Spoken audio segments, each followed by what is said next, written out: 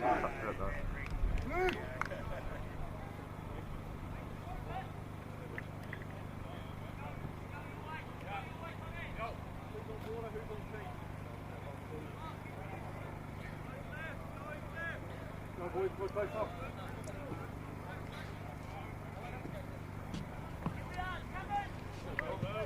Will, go Thomas.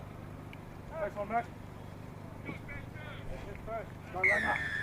Go Langer. Go Langer. Welcome to ODT Rugby Chat today, brought to you by Spates, Hef's Hotel, Jeeves Scaffolding, and of course our major sponsor, Liquorland. We're just down in front of me now. We've got the Mako, Dunedin Makos taking on the varsity blue side in the curtain raiser game on Dunedin's 150th weekend. It was a very big night last night, massive night. There was jerseys on auction. There was guest speaker and Grant Nisbet. Hopefully I'll have Grant Nisbet helping me call the main game here today, which is Dunedin playing Alhambra Union for the Centennial Trophy. But anyway, on to today's game. So the Dunedin Makos, I think they are sitting top of the competition along with Kaikorai in this under 20 grade.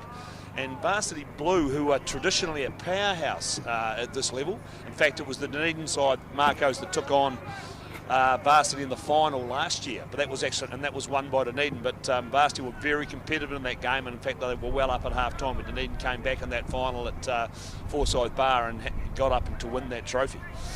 So early in the game, which the game's just started, obviously no points scored, ball just taken down by Harry Wynne-Ewenson from Dunedin, but referee for today's game, I'm not sure what his name is. It'll come to me. I do know him, a nice guy, but that wasn't straight. So this will be a scrum. This will be a scrum 5 or 6 metres out from the varsity goal line. These teams have already met once in this competition so far, and I think Dunedin ran out comfortable victors in that game, 29 points to 5, I think the score might have been. But the crowd are starting to build here. They get wide again this time. They go wide, and that's a nice run from Webb, but he's cut down just inside the 22. Comes back on the Dunedin side, looking for runners. And they've found that might be Wynne-Ewenson taking that up. Again, it's the big number 8, Ed White, smashes up. Nice leg drive from the big man. They go out into the back line again, looking for runners. The first 5 takes it up himself, and Lockie Forbes. Referee's got an arm out for a penalty. Hooker charges it up, and Evan Blythe for Dunedin. Ball comes back on their side again. And it's Ed White, the big number 8, crashing towards the line. Referee says we'll come back for a penalty. So early stages of this game. The weather's just starting to warm up a wee bit. That cloud's starting to lift. Hopefully we'll get some sunshine in for the second half. Remember, this game today is brought to you by Spates, Hef's Hotel, Jeeves Scaffolding, and our major sponsors in Liquorland. That's Liquorland Andy Bay and Liquorland in Leith Street. Now the Dunedin decided to take the kick to the line, and it's Blythe to throw to this line out for Dunedin. 0-0 the score, but there's only 4 or 5 minutes gone first half. I'm supposed to be giving a comments person come to join me. I think Roe from the country is going to go and give me a hand, and then I'm hoping to have for the main game, we're hoping to have the big man himself and Grant Nisbet. So hello, they haven't got a ball. The ball's gone into as it does here, the ball has disappeared into the croquet green. At the end of the season, we tend to find a dozen balls handed back by the croquet club.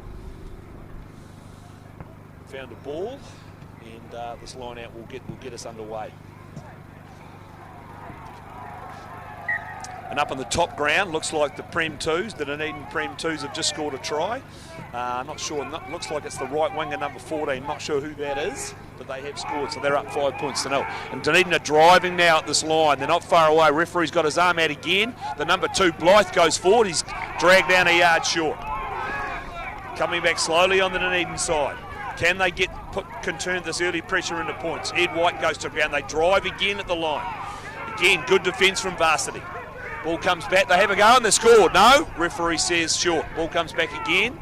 Looking for a runner, and this time they're over and scored. I think it was the wee halfback in Bailey Moody, who's a New Zealand schools representative. Bailey Moody goes over to score the try. 5 points to 0 to the Sharks, with the kick to come.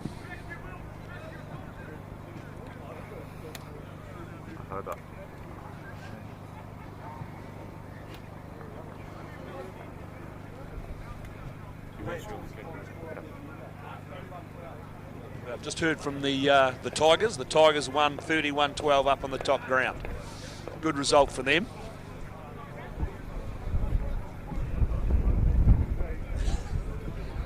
And this is Ryan Waterston, the right winger for the Sharks. He's taking the shot at goal. Remember, they're up 5 points to 0.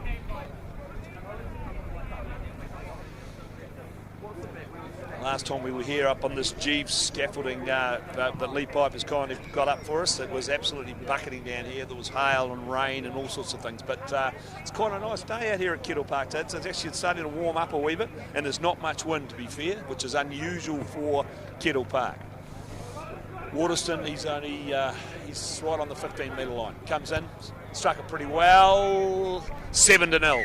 7-0. The Sharks up over the Varsity Blue early in this game. Of course, there's a tradition at the Dunedin Club.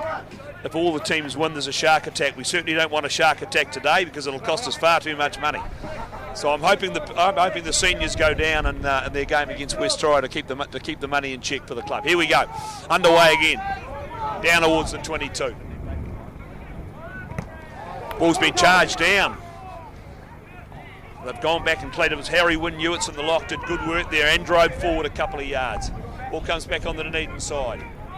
They'll be looking to clear. No, they're going to go out to Max Webb's got it now. They go wide to the big winger. Comes forward. Waterston. Still going Waterston. Gone to ground. Just outside the 22. Big charge from number 3 and Rowan Wingham out of King's High School. And a very promising young prop. Max Webb again takes it forward, prominent early in the game. Ed White, the number 8, goes wide. They go out into the midfield. Ewitson drops it. But again, it's the big man himself, Oscar Cowley Andrea, takes it forward onto the 22. Dunedin have got it. This time they get it away. Into the hands of Maxwell. Maxwell goes wide to the 10. Who was Jordan Hand. Played a couple of Prem games too, I think, Jordan Hand. Ball comes back on the varsity side. We kick over the top into the 22, and that's a tidy little kick, and that's going to find touch on the 5-metre line.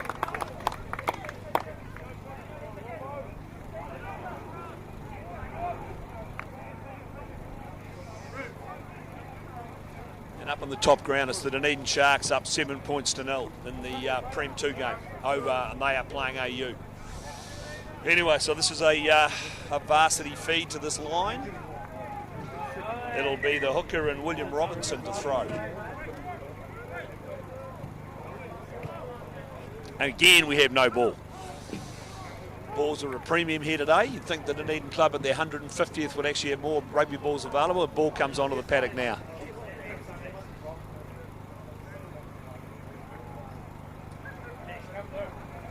It's actually Dunedin, sorry, it's actually Dunedin line. It's in its Blythe, the young hooker to throw. Big White gets up and grabs that.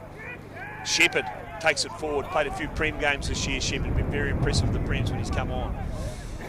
Ball comes back to Lockie Forbes, and he's looking for, it's picked up by the big prop. Big Oscar takes it around right on penalty, not releasing. And referee says penalty. Looks like the Prem 2s have scored up in the top ground again, and then there's some wild enthusiasm coming from that game up there. Looks like the score is currently 12-0 to Dunedin up on that top ground. This line that's going to form is about 7 or 8 metres outside the Dunedin goal line, and this time it will be a varsity throw, and it'll be William Robertson to throw to this line out.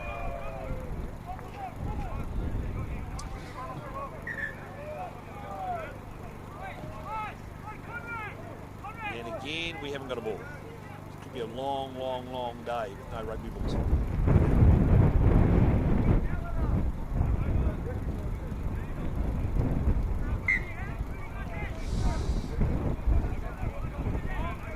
Well, I said William Robinson. He'll be looking for his locks, and Langer and our Ace.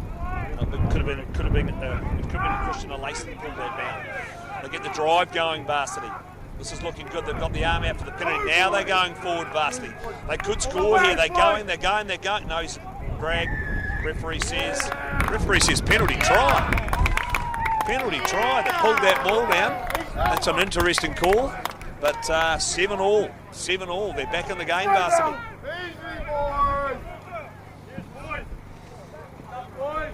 Referee obviously decided that Dunedin pulled that down deliberately and stopped the try being scored. So 7-all. They're back in the game, Varsity. Back to halfway. We've had about 8-10 minutes gone in the first half.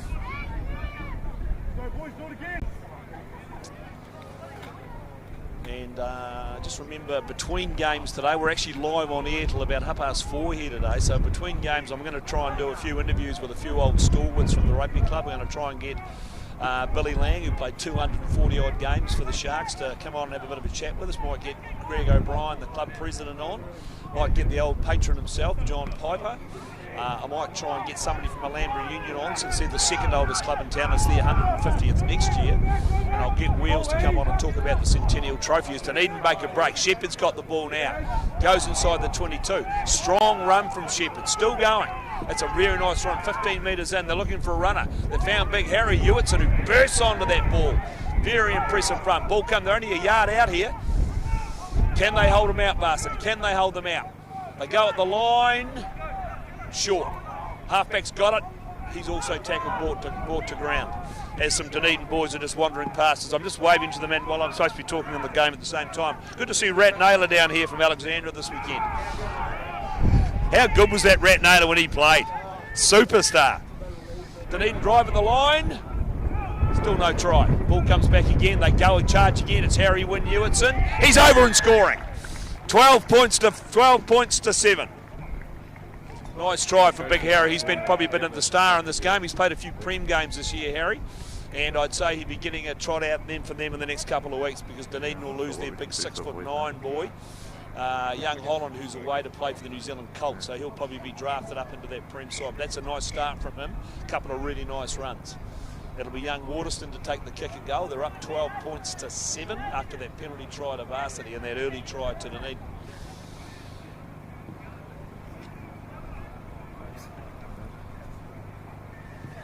As the Dunedin boys come back to halfway, there's a big crowd actually up watching the Prem 2 game here today. There's a lot of people actually watching on the bank, so they're watching, sort of trying to, they can get a view of both games from up on the top of that bank.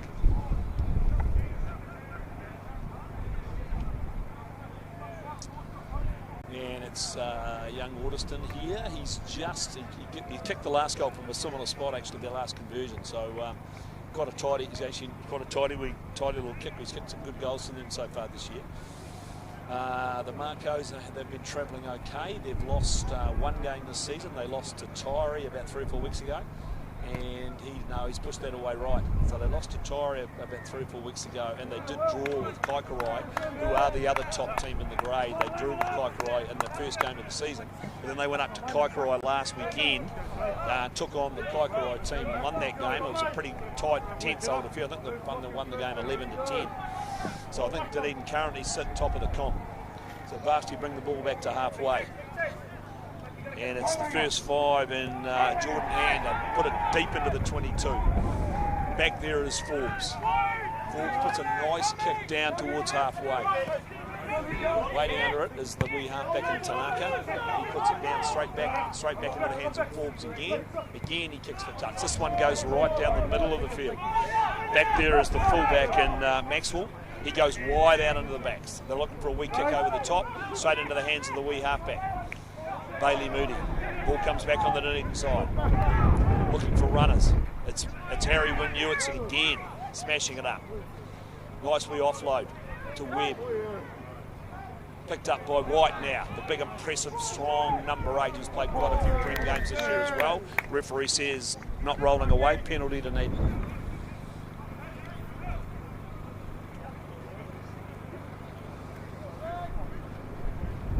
Could be a long afternoon for me here today if I don't hopefully get a comments person up here shortly. Anyway, firing it out into the back line they go. Looking for runners. Shepherd's got the ball now. They throw it to, this is the Josh Gallop, the impressive number 6. He's played for the Makos last year. Very tidy little footballer. Looking for a runner. They found White. White takes it to ground. Bailey Moody's got it again into their hands. And it's Webb, the danger man out in the backs. They go wide to the hooker. Blythe. Looking for runners. It's White again taking it up. Nice, again, good run from White. Bailey Moody's got it. They've gone out to Shepherd. Shepherd breaks through, finds a nice little offload to number 13 in Thorn Parks. Ball goes to ground. Referee says, not sure what that was for, but we'll take that as a fair penalty to varsity. 17-0 up on the top ground. The Dunedin Prem 2's running away with that game against Alhambra Union.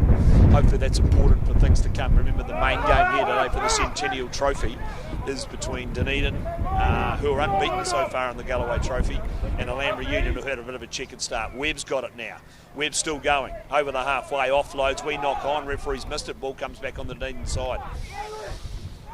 Oh, she tried to pick it the halfback, then they put it down gently. Ball comes back again. Webb's playing halfback, and they found Shepherd again on the hole, on the back. And look, that's a strong run from Shepherd. Still going, offloads to Blythe. He's found the winger. They're looking for runners. Number 11. Good run from that's Joe Devlin, son of Paul Devlin, who's come all the way over from Australia for this weekend. So good to see his son out here playing for the Dunedin Sharks. Ball comes back on the Dunedin side. They're only 5 or 6 metres out. They go wide out into the midfield, looking for runners. It's Shepherd again. This time they've got Shepherd bundled up and they take him to ground. Back in the hands of Moody. They go wide. This time the first 5's got it. And my man Lockie Forbes. Ball comes back on the Dunedin side again. Harry Wynne-Ewitson. Again he drives at the line. Gets taken to ground. Again referee says penalty. Could have been a little arm came through there. What are they going to do? I doubt they'll take a shot at goal. Up 12 points to 7. Are they looking for a line out? Boys have referee's going to have a bit of a chat with the varsity captain, just to say perhaps a little less infringing in this part of the field, lads.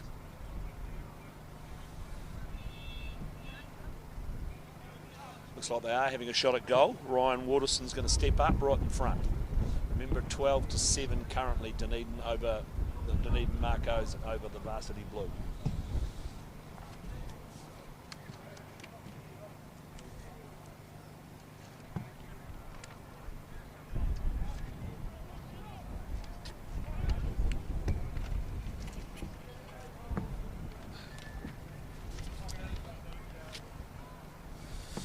Breeze is getting up a wee bit here, but it's actually more of a cross breeze, which is unusual. It's normally the southerly out here at Kettle Park. It looks like it's a bit of a I'd have to say slight westerly, but the conditions are pleasant enough, and as the crowd continues to build up. They started rugby here at 9 o'clock this morning. All the little kids were out playing rugby from 9 o'clock, and he's nailed that kick. It's 15 points to 7. Dunedin up over varsity. Yeah, so they started at 9 o'clock here this morning with a lot of schoolboy and schoolgirl rugby, and then we progressed to a couple of junior Colts games just after 11 o'clock, and Dunedin won both of those games. And currently we've got the Prem 2s playing on the top ground, winning comfortably, and Dunedin obviously in this game up 15 points to 7 as they kick it into the 22. Back there is fullback, back to Tanaka, the wee halfback. He fires a big pass out into the midfield. It hits the first 5 in Jordan Hand, who takes it and goes to ground. Nice wee run from Jordan Hand, picks it up to the 10-metre line. Ball comes back on the varsity side. The referee's got his arm out for yet another penalty. Great tackle from Gallett. He's all over that ball like a limpet. Ball comes back in to Tanaka. Going to ground again, just right down here in front of me. Tanaka looking for runners. He's found it in the form of the big number 8, Will Riley. Good run from Riley. Dunedin over that ball though. Referee says no, carry on. That's a nice wee run. The referee says come back for the knock on. It'll be a Dunedin scrum. right in the middle of the field on the 10-metre line. Just remember today, with this coverage is brought to you by our good friends at Spates, and we got through quite a bit of that at the first night of the 150th celebrations here. Grinner from the Hefts Hotel, where he's sponsoring a few of the teams out here. Great work from him. Jeeves Scaffolding, and the scaffolding I'm standing on, so I'm feeling particularly safe on the scaffolding today. They told me it's been put together by master scaffolders. And of course, Liquorland, my mate Hardy from Liquorland. Remember, get along to have a chat with Hardy. He's got the 2 stores here in town, one in Andy Bay and the other one in Leith Street. In fact, we've had to do a mercy dash to get more booze in for tonight's function, which kicks off about 5 o'clock here. We've got a big marquee just down here to our left. I'll be doing some interviews there between games. All the players will be having their function in that marquee tonight, and whereas the 350 or 400 guests will be in the club rooms. And a lot of lies will get told. There was certainly a lot of lies got told last night, and there'll be certainly a lot more lies get told tonight.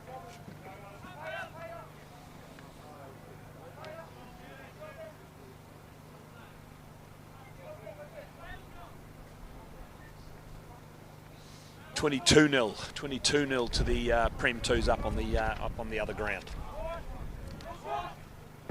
Righto, so it's young Tanaka, Matoki Tanaka, to feed the scrum. Remember, it's 15 points to 7 currently to the Makos over the Blues.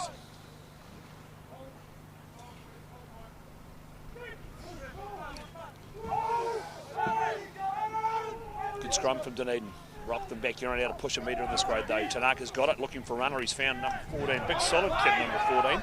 That's Leatua. Ball comes back on the varsity side, looking for a runner, and he's found number 3 in the form of Gareth Ward-Allen. Referee says penalty. Ed White all over the top of that ball and got that penalty for Dunedin.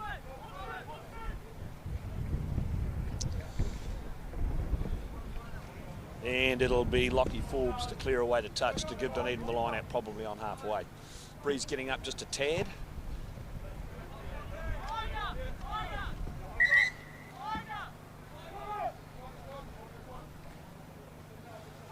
Actually didn't realise Dunedin actually had one on the bin. That shows you how good a commentator on. I didn't realise they were actually down to 14. I must have missed that. So I hope you picked that up on the commentary, because I certainly didn't. It's penalty, relieving penalty to Varsity. They've taken the quick tap. Tanaka, who's put this kick down. Well, this will go far too far. I think they'll be coming all the way back. And yes, they will. Just got too much power on that boot, and they just get dragged all the way back to halfway. Bit of a cruel rule, that. Bit of a cruel rule.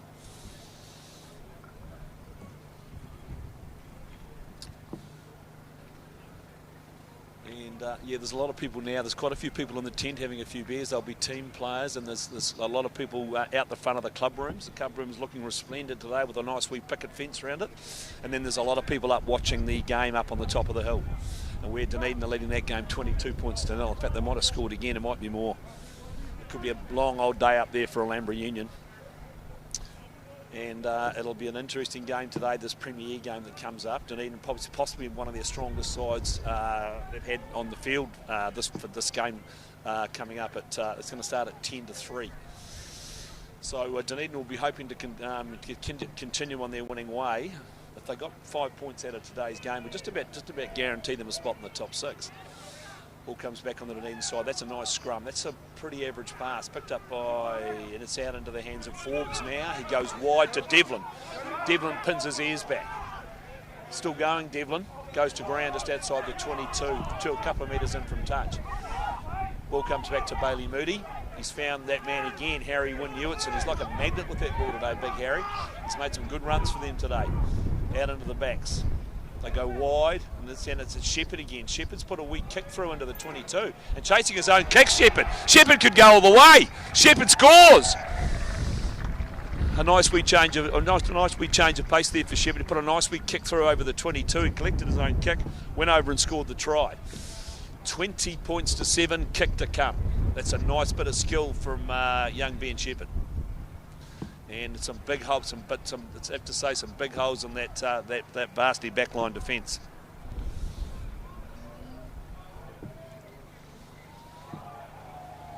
When they're in, this looks like the Prem 2s. They're in and scored again. That could take it up to 27-0 up there. That could be running away with that game on that top ground.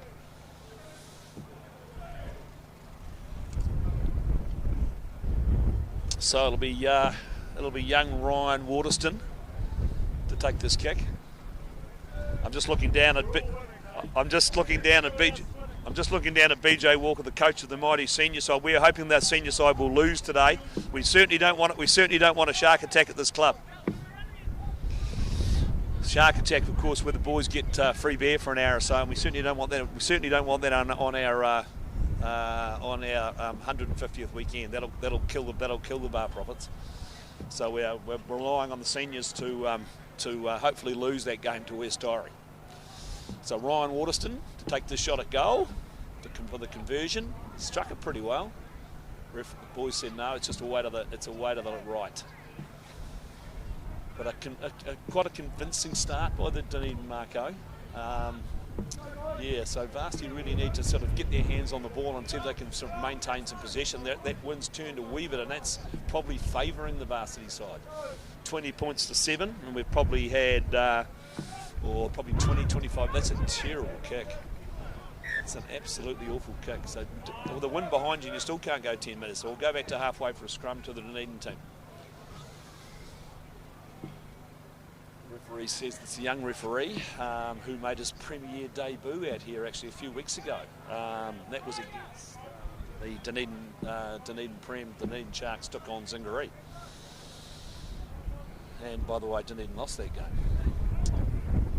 In fact, Zingaree at that stage had only won 2 games in the last 3 years, and they were both against the Dunedin team. So Dunedin have been sort of a bunny side for the Zingaree boys. But then again, Zingaree turned around again and won last week. They beat Alhambra Union 21-20 down at the North Ground last weekend for the Grace Mills Trophy.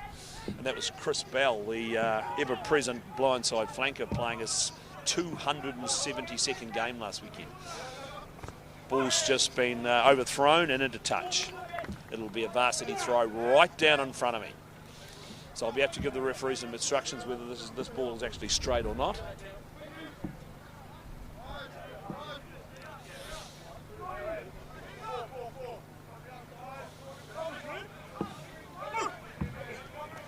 Been taken down by Varsity. Tanaka's got it. He's found a runner. The form of the big number 8, Will Riley, goes to ground just inside the 10-metre line of Dunedin. They go wide to the blind side. Number 6 is Oliver Geddes. Ball comes back on the Varsity side. Tanaka's tried to put a wee kick through, but that's been charged down. Back into the hands of the other prop, number 1, and Zaid Francis. Ball come back on the Dunedin side, on Varsity side again. That's a nice run for the number 4. Christian Alace. Looking for him. That's a big, strong run. Good tackle, though. Very good tackle from the number 6 in Gallup. And that was a nice run, though, from number 12, Rapiti. And Dunedin to put a kick through, and they're chasing this up. Waterston's after it, but it might beat them all into touch. And it does. But again, Varsity just not able to hold on to that ball. They're going to have to have a lot more ball control than that if they want to get back into this game. They're down by 20 points to 7, and we're not at half time yet. How are we up? Saying good day to a few of the Dunedin boys. Looks like that's the Dunedin senior side. Ball goes out. Some nice take from a lace. They go out into the backs. Oh, it's a strong run and a very good tackle from number 7 and Michael Appert. And then there was a crossover. It's a Dunedin penalty. What's Moody going to do here? Is he going to tap and go? I think they might be taking the shot at goal. Remember, 20 points to 7.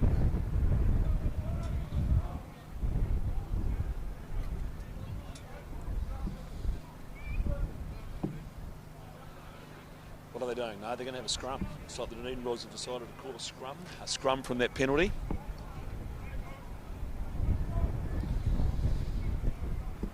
So it was a big old night last night at the Dunedin club rooms. They named a team of the century. If I can remember the team, I'll try and give it to you. Billy Lang, of course, is in the front row with who was the other prop? It might have been Keith Cameron, actually. Both former. Keith Cameron was a Highlander. Andrew Hoare, as you know, was an All, and then Andrew Hoare was the other prop. He was the hooker, and of course he was an All Black. Played 80-odd games for the All Blacks.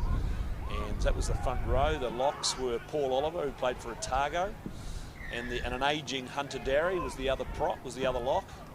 I might have played 1 game for Otago, I think, Hunter Darry, but he played a lot of rugby here, and I think he won 4 banners for the Sharks, so that's a deserving. The loose forward trio was, from memory, Peter Henderson, Paul Henderson, who played for the All Blacks, in fact captained the All Blacks in a World Cup game against Japan when they won 144-17. He was a flanker. The number 8 was Gareth Evans, who from Highlanders and Hurricanes fame. Ball gets taken up by Harry Ewitson again for Dunedin as they set the drive. They're going at the line now. They're going forward. That's been collapsed. Referee is going to give a penalty try here. He gave one before. Ball comes back, comes down on the Dunedin side, so they're 5 or 6 metres out. Looking for runners now. Picked up, and now they charge up. Only a metre away. Can they go over and score again? Number 6, Gallett's got it now. I like this Gallett, really good footballer, very tidy footballer. Ball comes back, it's wide again, the number 8. Pangs it off to the number 7, and Appert. Tidy little player as well. Again, White's looking for a run. He's going to go himself, White. Charges at the line, and he scores. Nice try from Big Ed White. He just picked it up and went to 2 or 3 tackles, smashed over and scored the try to make it 25 points to 7 with a kick to come right in front of the posts. It's a very tidy effort. I'm just trying to remember who the open side flanker was. Oh, it was Tane Randall, in fact, was the open side flanker in that team last night. Played 1 season for the Sharks, won a banner in 1995. So very good player in Tane Randall. The halfback was none other than Brad Weber. The first 5, I think, was John Haggart, who played nearly 90 games for Otago. I'm struggling to remember who was second 5. It might have been Val Waldron, actually. He might have been the second 5. And as Rowe is just trying to get up, manufacture a way up the stairs, it's good to see we've finally got a comments person on site. And that kick is over, by the way, so that must make the score 27 points to 7. It's a very comfortable lead to Rowe. So what have you been up to, Rowe? You've been doing some stuff for Grassroots Rugby? Yeah, I have indeed. We've got Sky Sport Grassroots Rugby here filming today. Obviously been making the comment that this is the oldest club in New Zealand, and that Nelson and Wellington are slightly misguided.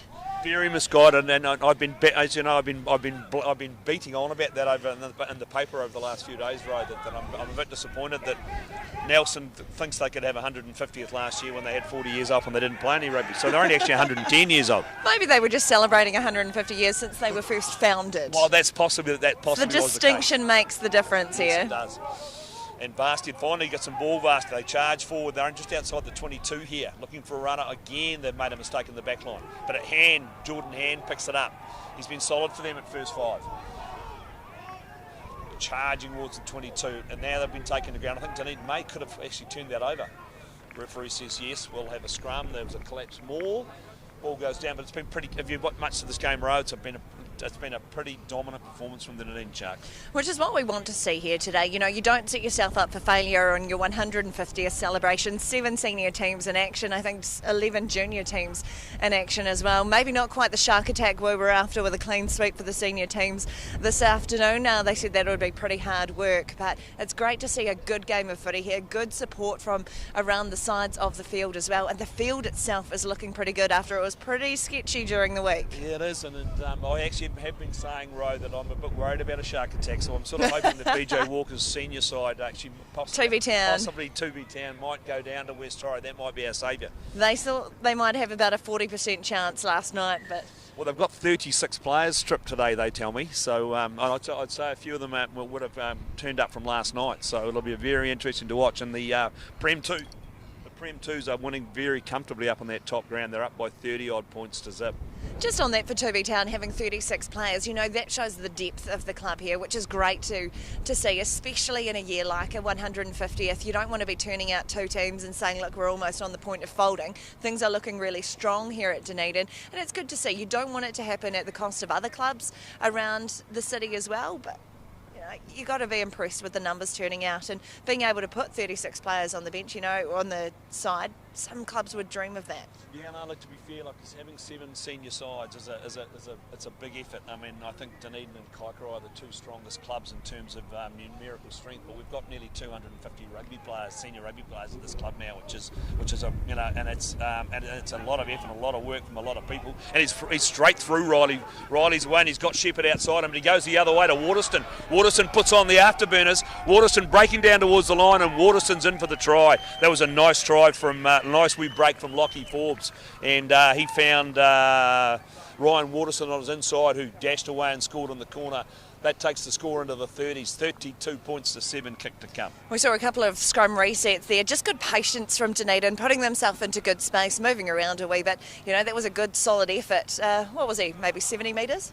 Yeah, no, it was a nice wee run there. They 60? broke. It was right on the 10-metre line when they made the break, so that's a nice, tidy try. And Ryan Waterson himself he'll try and convert his own try. Into a headwind, as I can attest, having just tried to do a piece to camera for the Sky Sport Grassroots Rugby. Hair blowing in my face. Yeah, well, the wind just sort of started to get up. It's quite a chilly breeze too, so that doesn't normally blow that way. So that we could have that for the main game as well.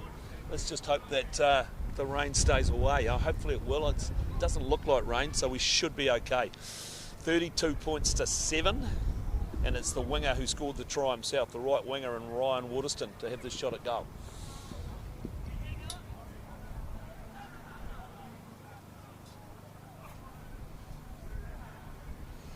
There's a few in the tent there, Ro. I see there's a few starting to mill in there and have a couple of beers for the afternoon. Yeah, I think they might need to start the Wild Foods barbecue sooner rather than later to help offset some of said beers. So they've got, I see the boys are out the back in the wee tent at the back, busily cooking up venison. Here he comes, Waterston. Looks like that might be held up in the breeze, and it is. We've got about, we started at 10-2. We've got probably 4 or 5 minutes to run in this first half. And that's the score currently, 32 points to 7. What can Varsity do to get themselves back into this game?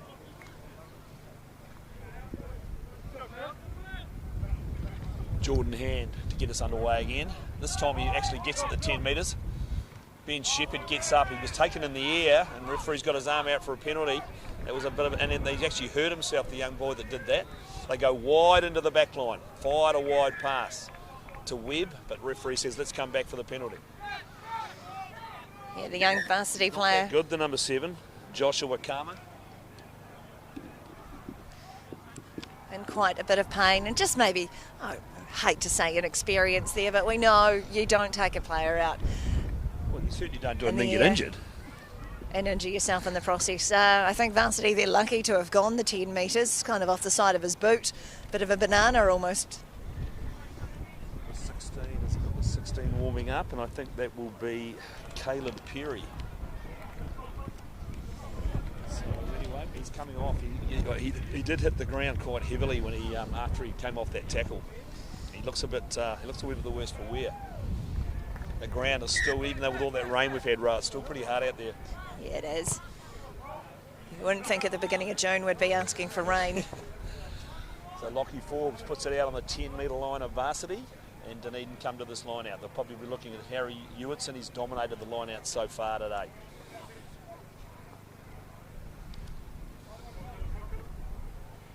And it's young Evan Blythe throw to the line out.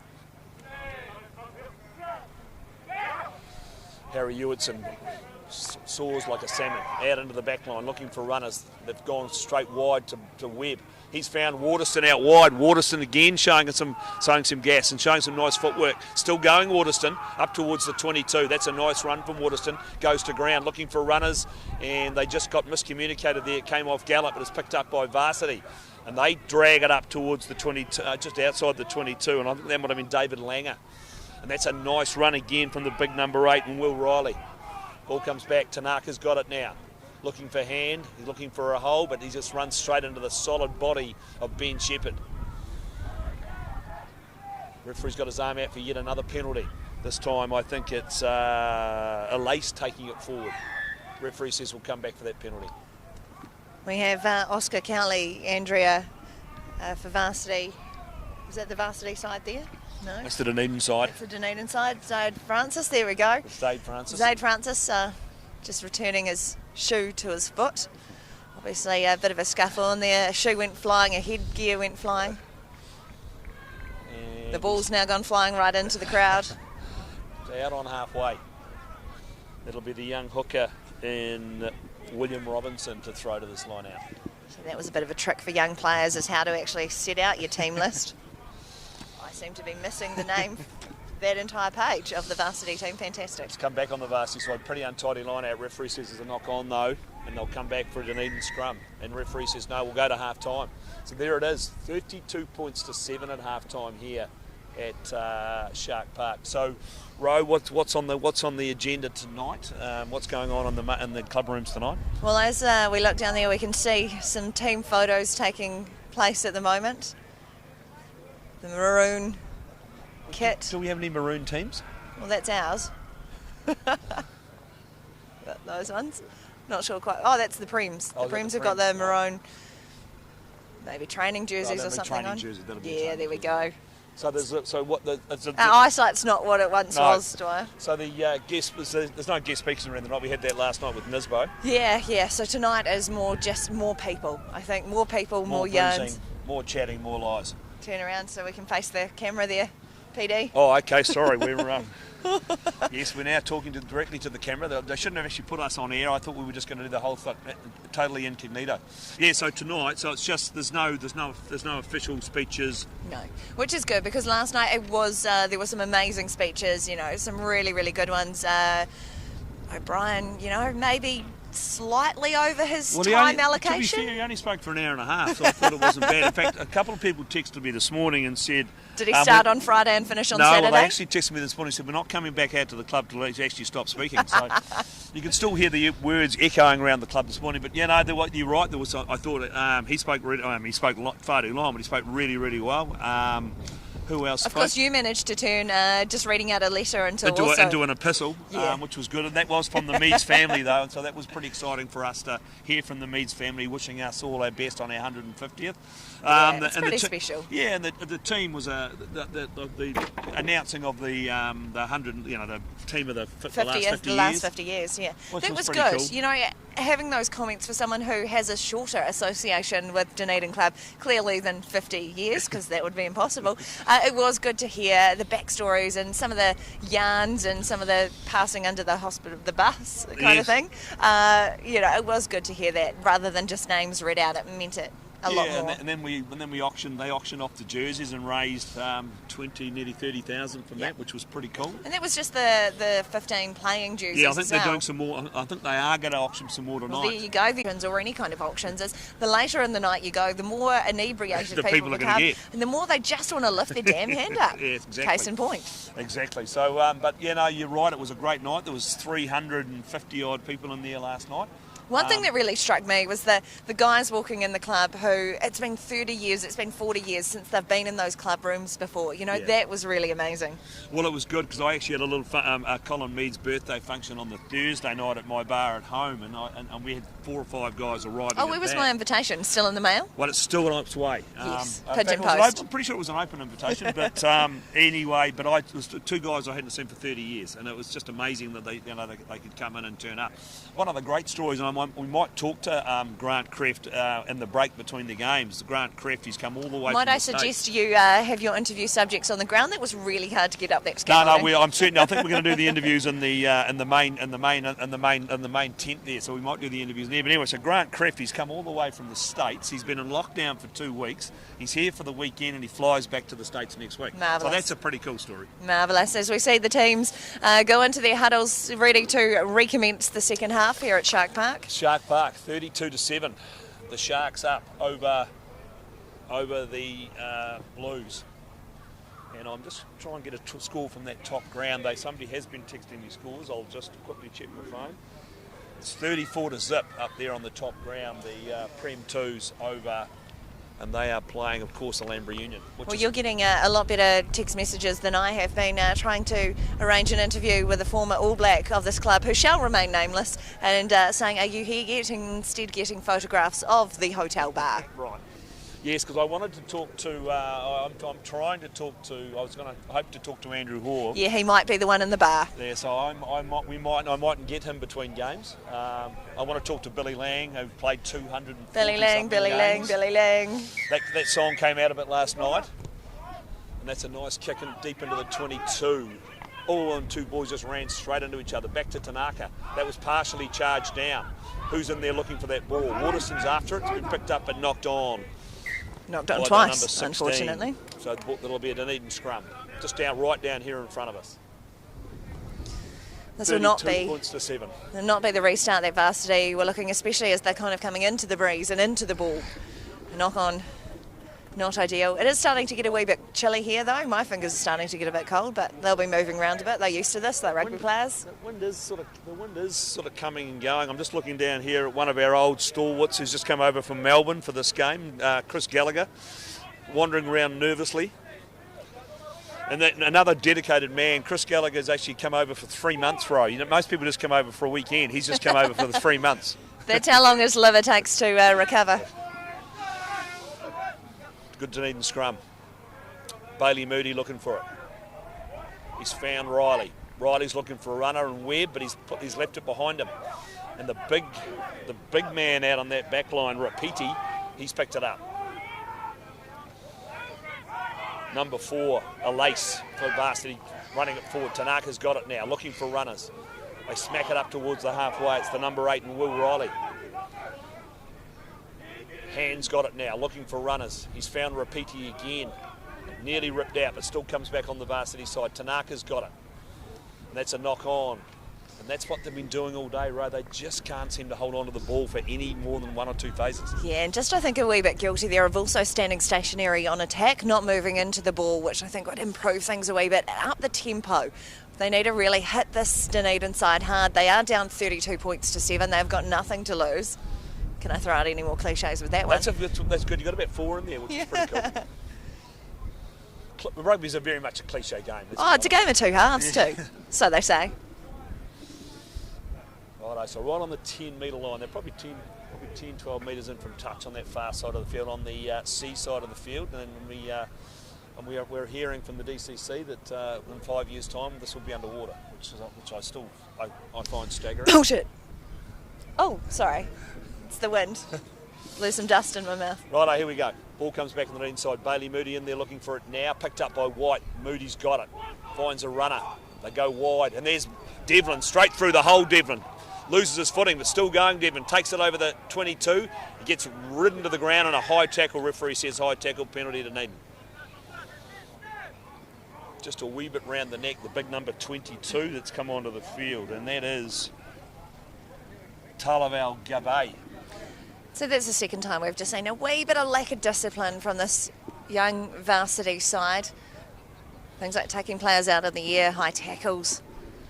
We aren't at the start of the season. This kind of thing should be a little bit under control by now. Should have been put to bed anyway. So this line out's right on the 5-metre line, and Dunedin to throw to this line out. And they'll be looking to nearly hit the 40 mark here if they can get some tidy ball here. Hewitson again, the big lock, takes it down.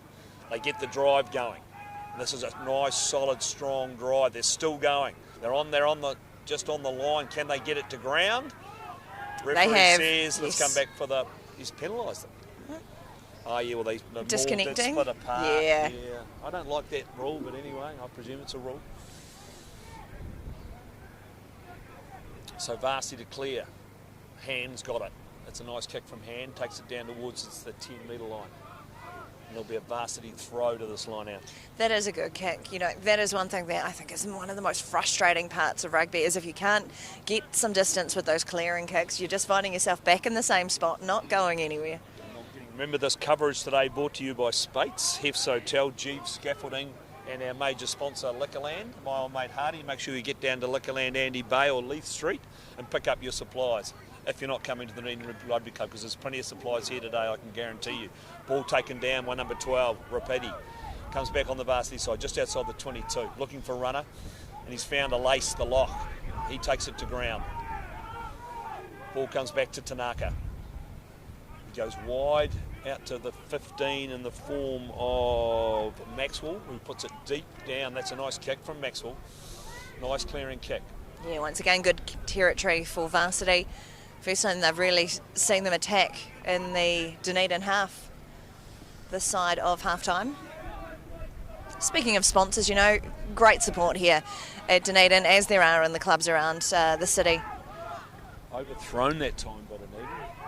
Picked up by Forbes. He makes a nice wee dab. Forbes comes back on their side. Referee says penalty again. So back-to-back penalties for Varsity. This should get them, hopefully this will get them down towards the Dunedin 22 and back in, and hopefully they can get back into this, try and get back into this game. Where I was going with that sponsor chat, PD, is obviously Spates being one of the headline sponsors here today. How hard is it to get a can up here onto the scaffolding? Well, I think we'll be asking for that. I'm a bit disappointed they haven't got a couple of, even one of those really flash pints that were giving out last night, those $5 pints. You got your own engraved pint in there last night. I think everybody lost their pints and they're all trying to find them today.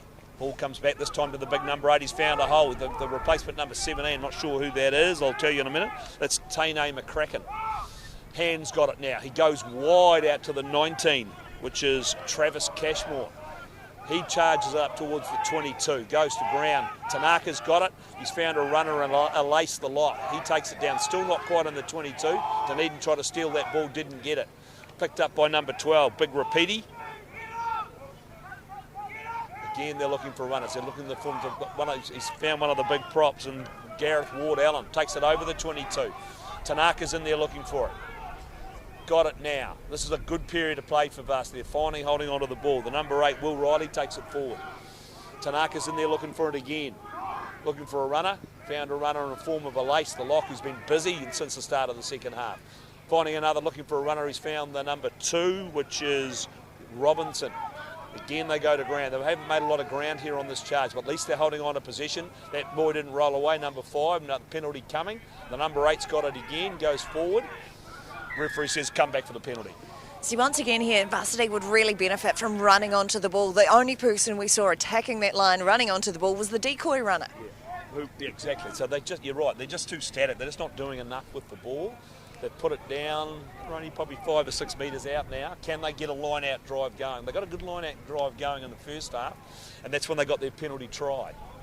So can they make it happen again? They'll be looking for their big men in the midfield, and Lace and Ward-Allen, or in fact, Lace and David Langer. They go to Langer. He brings it down.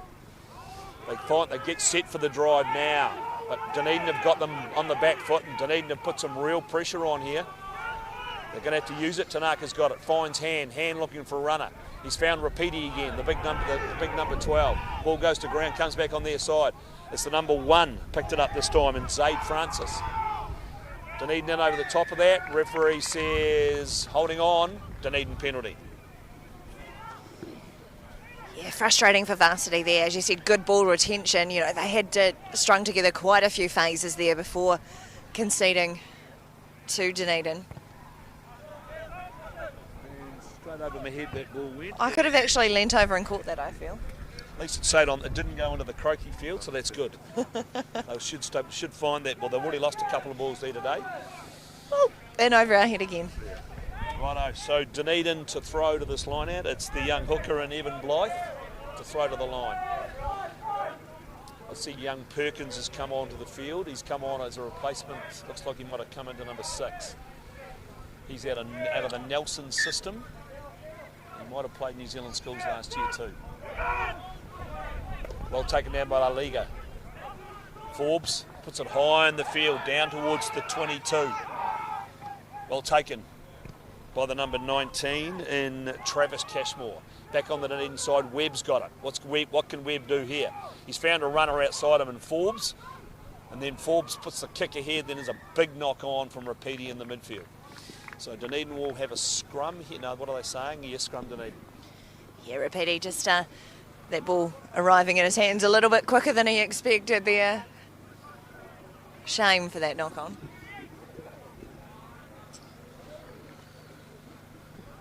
$32 points to 7. And it looks like we've got a change at halfback for Dunedin. And I think that's Bill Tamaka who's come onto the field. He's replaced Bailey Moody. Tidy-wee performance for Moody. Not a nice tidy-wee halfback. I think he played New Zealand schools last year. Very good footballer. Played a couple of Prem games earlier in the season, got injured, but he's just been back playing for the last couple of weeks for the Makos. As we hear the bagpipes. And that's something we need to talk about, right? Like I still can't believe we're an Irish Catholic club. And Devlin makes the hole. Devlin straight through. Devlin still going. He's found Perkins. Perkins goes over, scores the try. Very nice try. Good run from Joe Devlin. His father's here today, come all the way from the Gold Coast to watch his son set up that try. And it was Perkins, who's just got onto the field, went over and scored to make the score 37 points to 7. Yeah, beautiful passage of play from Dunedin there. Well thought out. Good offloads right throughout the passage as well. One of those little no-look backward offloads as well. Found hands. And that's what we see. That's what University were lacking. That just attacking the ball, running with the players, being on support, moving forward. Well executed. And the other thing, right, back to this. We've got to go back to the bagpipes. We've got to go back to the bagpipes. So we're an Irish Catholic club, and we've got a Scottish pipe band. So and you're on the committee. Can you talk me through this? We're just ticking all the boxes. Diversity. That's what it is. It's diversity. And he has nailed that kick to make the score now 39-9. Things are looking a wee bit ominous now for Varsity Blue. Yeah, it's possibly beyond a comeback now. They're just playing for pride, just to try and actually score something in the second half. That's all they've got to focus on. Keep moving forward, keep that ball in hand, and just start attacking a bit more. The worrying factor, of course, is the shark attack is yes. looming. Yes. It's looming. I can feel all our fundraising efforts slowly slipping away. Righto, here we go. What's happening here? The ball. You need a ball, boys. There's one back there in the 22. Yeah, there we go. Passed along the line. Now. That Chook over there making his way down to try and help them out. Can't see very well. And here we go. And it's Hand. He's put it down towards the 22. Gallop runs onto it. Nice take from Gallop. I like this ball. Confident take. They found a runner in front of the open side flanker, and that's Appert. They're looking for another. They've got numbers here. White's got the ball. White's got it in hand. Who's he looking for? He goes right to the number to Waterston. He goes to ground. Ball comes back on the inside. Bill Tamaka's got it again. Unfortunately, the referee. Nobody. The referee got on the way. Referee says we'll have a scrum. And Waterston down, slowly getting back to his feet. He's looking a wee bit sore. Come on to have a quick look at him. Yeah. Medics arriving from everywhere. Managed to land a wee bit awkwardly. He looks a bit sore. Might have just had someone standing on his leg. Yeah. It's an interesting pair of boots he's wearing, by the way. Yeah, a bit bright. Looks like they look like dancing shoes to me. If you've got boots like that, I reckon you've actually got to make it count. You've got to be flying on the wing. You've got to be amongst the action. You've got to stand out. No point in having bright boots otherwise. He looks as he could be leading the field. Oh, we've got multiple bagpipers now.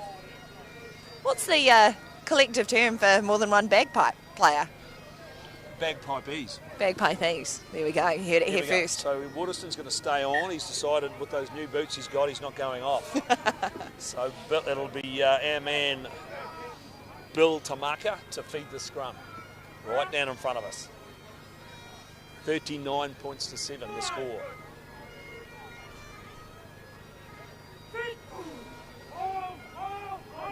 Tamaka to feed, nice feed, bumps back. Tamaka's got it, and it's a nice pass out into the right to Forbes. He goes wide, they go wide again, but untidy though. Devlin couldn't pick that up, he's good to go back and get it. He's still got it though, Devlin, and he's got an offload away, but it's been knocked on by Webb. Referee says we'll have the penalty, might have been a high tackle. Another high tackle. Yeah, I'd say so. Hanging off his neck.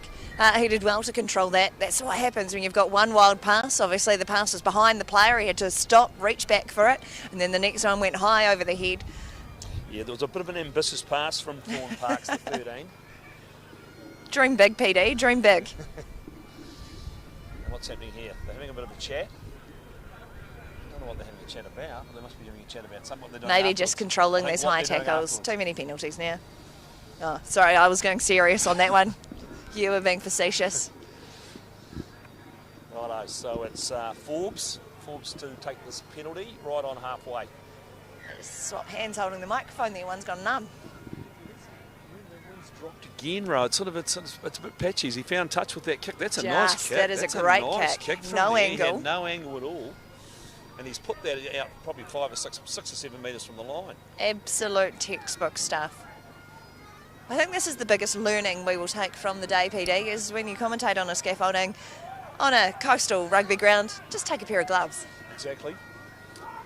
Well, it's a lot better than the last game I did here. Hello, as we speak, the Oh, gloves my the gloves have arrived. This is the best kind of glove, though, because this is a neoprene Spates glove. Right. With a can holder. That's empty. It's empty. And Dunedin have got the drive going here. They're right on the line. Can they get over and score? They drive at the line. Referee says... Held up. Held up. In fact, he might have turned that over. They may have turned it over, have they? They have. I think he's signalled a 5-metre scrum to varsity. So he must have... Knock on. Yes. There we go, knock on. It's actually a bit hard when the referee is about the same size as the players, which is not very big. He's only 18 years of age too, this referee. I was just saying doing before, a good job. He did his first Premier game a couple, 3 or 4 weeks ago out here. He did the Dunedin Zingaree game, which unbelievably we lost.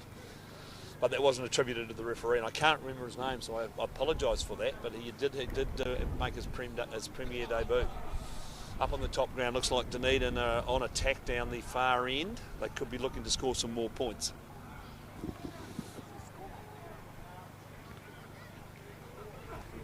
(34-7) we've just found out.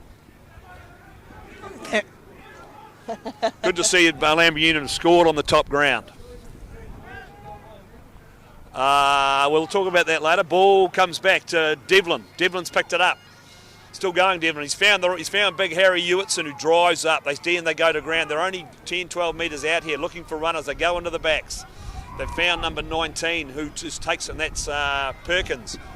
Tanaka, ball's got it to Mako. Ball goes wide. They're looking for runners out wide. They found Gallett, the number 6. Gallett cuts back infield. Still going, Gallett. Gallett will score. Nice try, Gallett. He needed to score there, PD. He had a man outside him, and the thing is, if you don't give the ball, you've got to score the try. He made sure of that. Bit of fancy footwork there, going in closer, making sure his kicker's got an easier job with the conversion. Not that they need it. They are 39 points to 7 ahead with these points to be added on. Yep, so 39, 44, 44 to 7 kick to come. Yeah, nice try from Gallett. He's a good player. Played for the Makos last year. Played a bit of open side, but he's just a talented footballer. Pipe band still ringing away in the background. Killing cats over there as we speak. Just warming up alongside the club rooms there as we see Zoe Whataro from Alhambra Union. Otago Spirit. I feel a lot safer suddenly. Funny that. And of course, and Liquorland. Hardy, who's a major sponsor of ODT Club Rugby on a Saturday. Missing in action last night. Yes, we thought we'd Poor from him. seen him. Poor. He had been invited as a sponsor. Yes. Well, good to see the Spates boys did turn up last night. We had Finchy from Spates turned up. He's covering a game for us today. I think he's covering the Tyree versus Green Island game out at the Elva pit today. His Bill, my mate Bill Tamaka, are about to feed the scrum. But the scrum goes down, referee says we'll reset. 44 to 7. It's a big score against Varsity, who have got a very proud tradition in this grade. They've been one of the top teams for a long, long time in this grade. I think the competition has now become between the two Dunedin teams. Obviously, both their opposition is sitting on 7. They're sitting 39 points on the top ground, 44 on this ground. Just too much going on. Bragging rights in the club rooms after the match. And we've already had the 2 junior Colts games. The Bull Sharks won convincingly over Zingaree, and the Tiger Sharks won convincingly over Southern. As it goes into the back line, looking for a runner. Again, we've had a bit of a knock on though. Number 21 for Dunedin, who's just come on, and Bailey Sullivan. Just a bit untidy. Yeah, just... It's all about drawing past, lads. Sometimes they can be guilty of this when the score starts to blow out. You realise a win's not even an option for the team that's trailing. The team in front is so far in front, they kind of start to lose a wee bit. Just get a bit loose. You're right. As we see a substitution coming on for big number Varsity. 18. Big number. He's a big man. Samuel Mclean, as he takes the field, he's obviously either a prop or a lock. Definitely adds a lot of size to the teams out there. And he's going to come, looks like he's coming from the other lock, is coming from the field. I think that might be David Langer.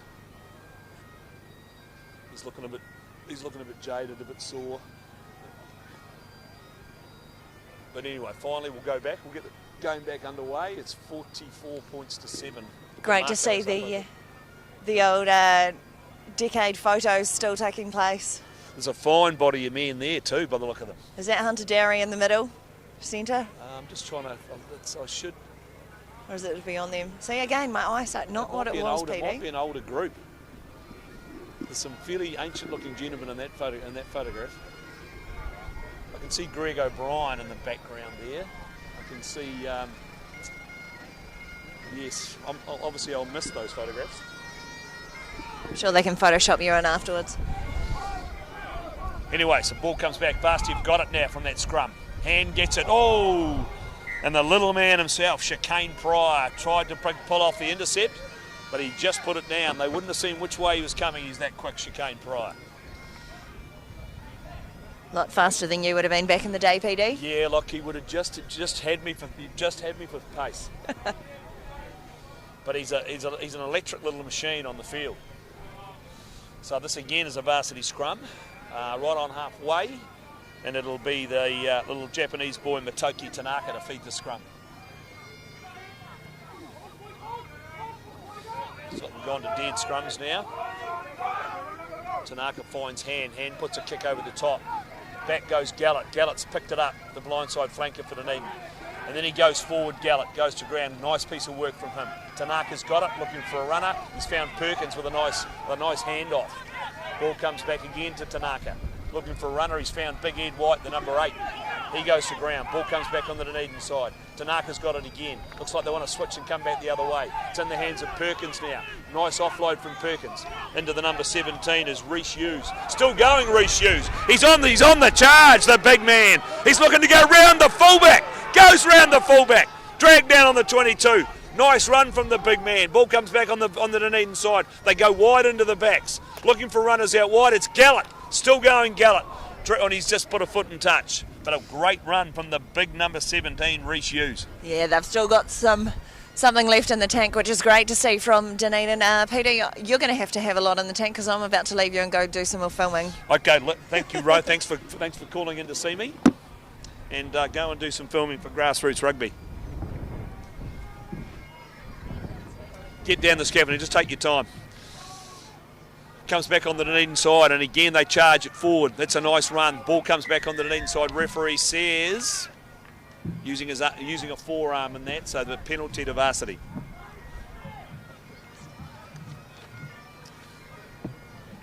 $44 points to 7. Looks like they've gone to dead scrums up on the top ground as well. As they go wide out to 13, he's put it down. As the pipe band continue to warm up. How long does the pipe band have to warm up for? Right, so Varsity to feed this line out. That's well taken down. Ball comes back on their side, but that's again overthrown. Hand's got it, takes it forward, still going. Hand goes to ground. Ball comes back on their side. Tanaka's in there looking for it. Again, they've got runners, and it's been ripped clean. Dunedin just stole that clean. Ball comes back on their side, gets it wide, picked up by little Chicane Pryor. Chicane Pryor after that, going down towards the corner, and it just beats him into touch. Nice wee break from Pryor. 44 points to 7 as this game's starting to wind down now. We've probably only got 5, possibly 6 minutes to go in the game. So, but this is a varsity throw to the line out. And it'll be Robinson to throw. And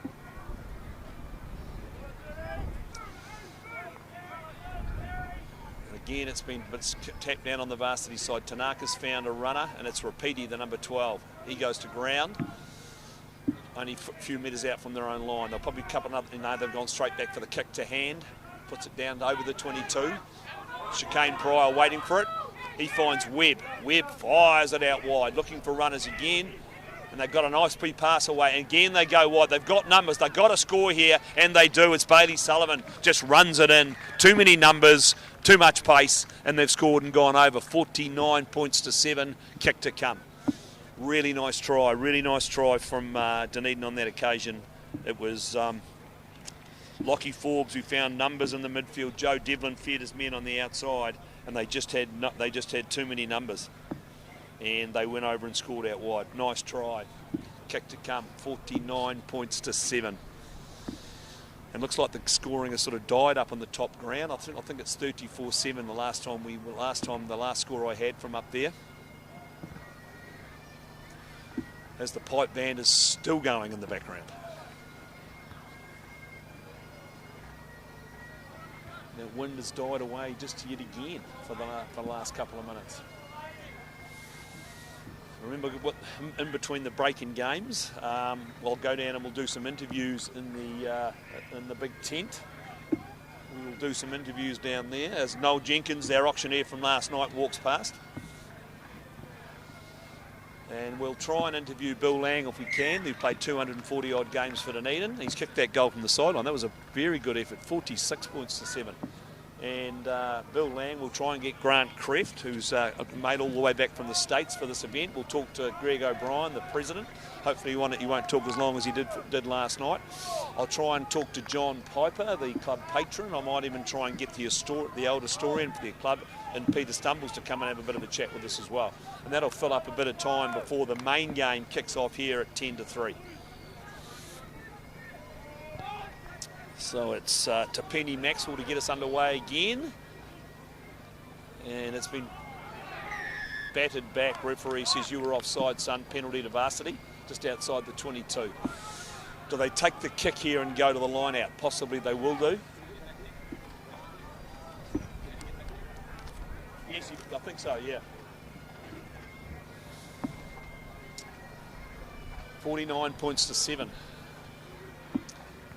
And this line out's going to form, probably 8-10 metres out from the line. Can Varsity get something going and let's try and get another try on the paddock? As Alhambra Union making a break here. They're not far away up on the top ground, just watching that game briefly. Right up there in front of me. Looks like it's come back, but looks like Dunedin may have turned it over and snuffled that out. Anyway, so back to the game. Varsity now have the drive on. Now they're moving forward. They're only probably 5 metres out now. Still going. Dunedin holds up briefly. Again, they got the charge on. They've got a lot of people in that ball, but it's gone to ground. Looking for runners. They've gone out into the midfield. He's got straight through the number 22. That might be Gavay. And it looks like the Dunedin trying to get into these mile offside there. Ball comes back on the Varsity side still. It's a bit slow. Tanaka's got it. He's been wrapped up though by Gallup. Referee says come back for the penalty offside. Anyway, what are they going to do here? They're going to tap and go, or are they going to have a scrum? They are going to tap and go, but no, they've decided to have a scrum. Remember, I think these scrums are dead scrums now because Varsity, I think, have run out of tight forwards. Remember, 49 points to 7. This is a very comprehensive victory for the Makos, and this will keep them firmly ensconced at the top of the table with Kaikarai. And not so good for the Varsity boys. They've had a bit of a checkered start to this season. They've probably lost more games than they've won, which is unusual because normally Varsity Blue are very strong. Anyway, they've hooked this ball looking for a runner. They've found Rapidi. Rapidi drives at the line, tackled 2 metres shy. Ball coming back slowly. It's at the back of the maul now. They pick up and go again. Again, the referee's got his arm out. Somebody could go to the bin here from Dunedin. Tanaka's got it, but his referee says penalty. And that's three penalties in a row now. Dunedin are facing quite a tight line here. What are they going to do here? They're going to go back to the scrum, and they do. Tanaka just called for a scrum. So what can they do? What can they salvage from this game late in the game? They just haven't been able to string the phases together when we want them, when they've wanted to today. But let's hope they. Whoops. I know the scaffolding's collapsing on me. Let's hope they can just get away here and get a try and get some sort of respectability back into the game. But Dunedin have been well on top. The Dunedin Mako's well on top for most of this game. Ball comes back on a dead scrum, very slowly picked it up. Tanaka's got it, looking for a runner, and then the Dunedin try to pick it up. And Forbes, they go wide, and they score with an exuberant dive into the corner from number 22 and Talabo Gavay. So they just had numbers out wide. Dunedin went for the intercept, missed it, but the ball then just popped into the hands of the big winger, the replacement winger, number 22, and he scored with an extravagant dive into the corner, and that puts them 49 points to 12 with a kick to come from the corner. I'm just watching a few of the old heavies walking past, all carrying beer up to watch a game. You would have thought you could have bought me a beer, lads, on the way. I'm the only one that's doing all the talking here. Yeah, get me a beer, Ralph, would be good. In the club. Okay, so here we go. It's the fullback, number 15, to Penny Maxwell. He will take the shot at goal from just outside the 22, right on the touchline after the big try from Talavao Gavay. Can he put the icing sugar on this? Stuck it pretty well, but just away to the left. So the game's still going on, back to halfway. Can Dunedin put another try and get into the 50s?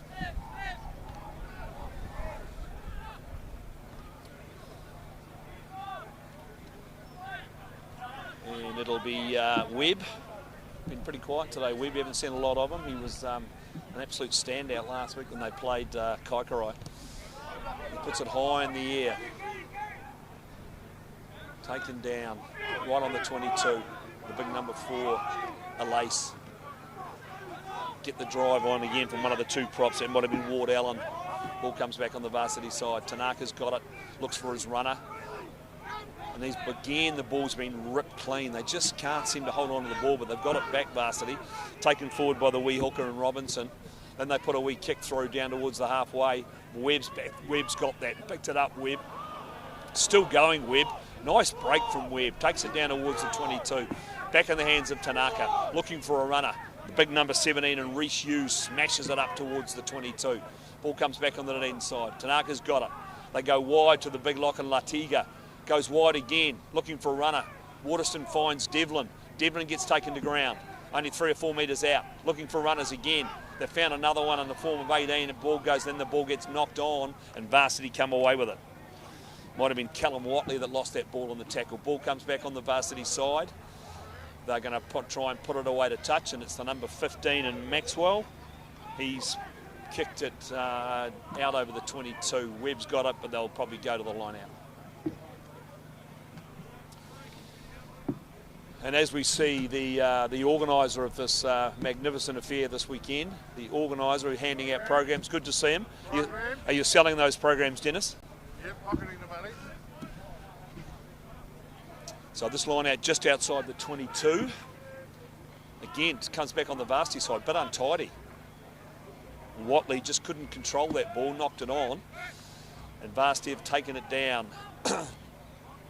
Ball comes back on their side. Tanaka in there looking for it. Dunedin drive over that, trying to upset that. They may have driven over the top of this, Dunedin. No, varsity have regrouped.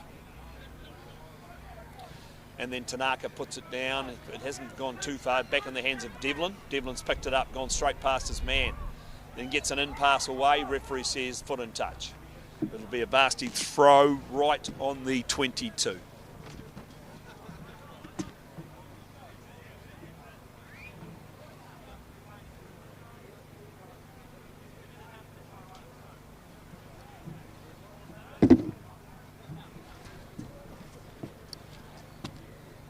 So varsity to throw to this line out.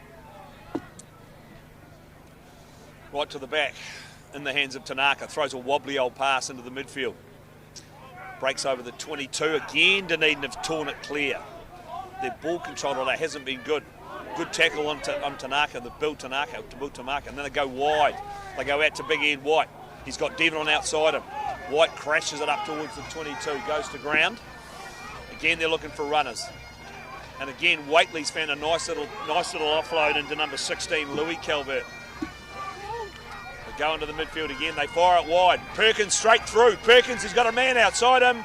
And in they go. Bailey Sullivan over for yet another try. Just brings it round closer to the post, and that's a nice try. That takes Dunedin into the 50s. It's now 50, looks to me it might be 56 to 12. 56 to 12, kick to come. And it'll be young Forbes, it's young Lockie Forbes to take the shot at goal.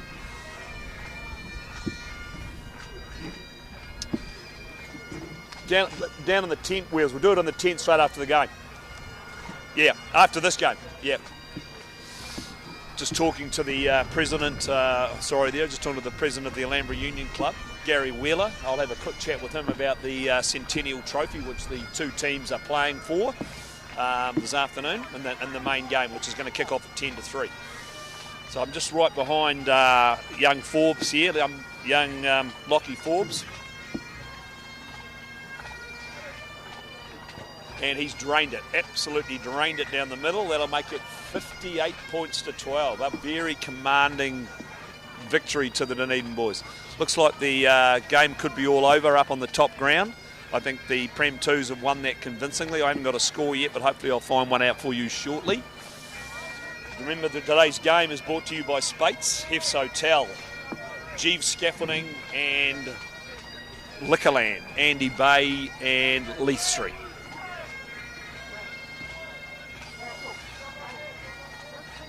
And here we go, Maxwell to get us underway again. Still going, and up goes Waitley, but it goes over his head and it's been picked up by Varsity, the big number 22 in Gavay, who scored the try for them earlier.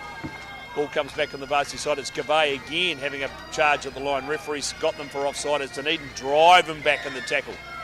But referee says they were offside in the backs. They'll come back for a penalty right on the 22. What a Varsity do here. Maxwell's got the ball. Looks like he's going to kick to the corner and they'll try and set up the line-out drive. And he's found a nice touch too, 5 metres out from the line.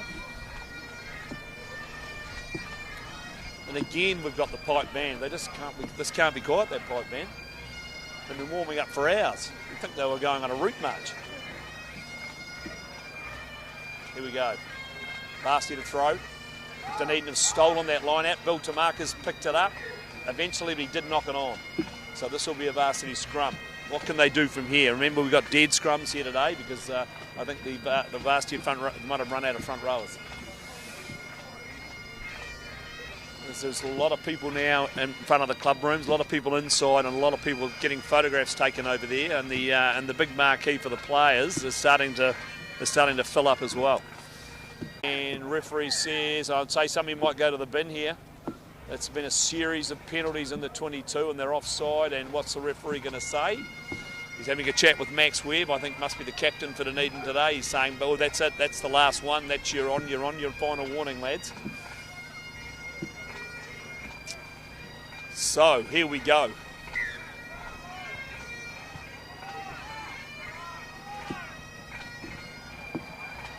So this line out's going to form on the 5 metre line.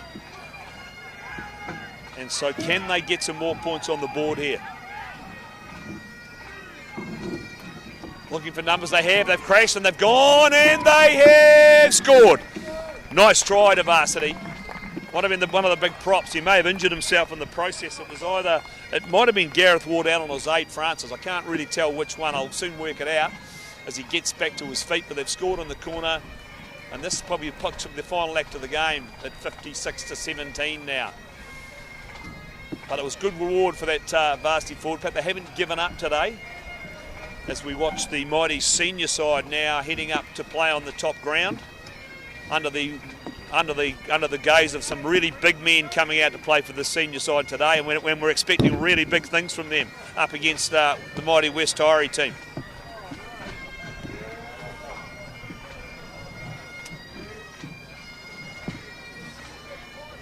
So here we go. So in fact it was the number 6 that scored that try. It was Oliver Geddes that scored that try, and it'll be Maxwell to take this kick at goal.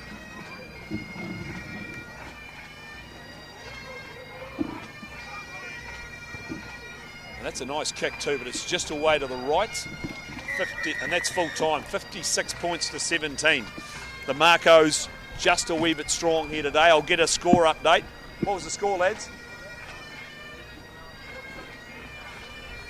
We're hearing 40-something to 7. I was hoping for something more definitive than that. 52-7, Dunedin the Prem 2s have beaten the Alhambra Union boys here today. So that's another good result for Dunedin. They're unbeaten today, and as this game is all over, Remember, the final score here was 56 points to 17. I'll come down, mate. Thanks, mate.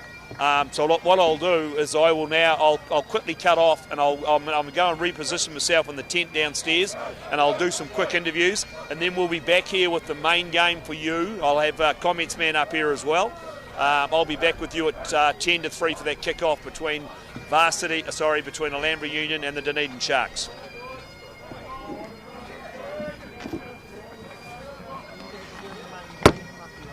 I'll have two people up here too, so you might struggle to hear them. It could be a bit hard.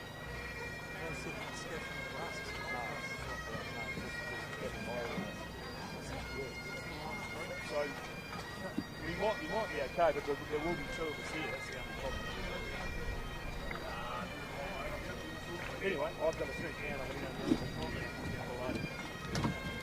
well, let's go up that end. You might.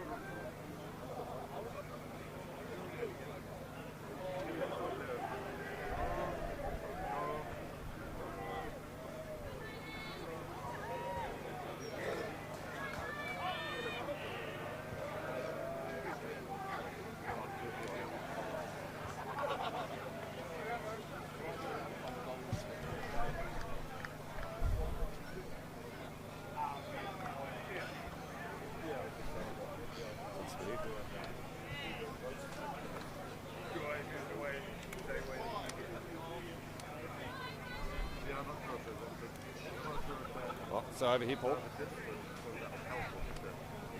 Oh. I would need to go forward to steer back to me, and then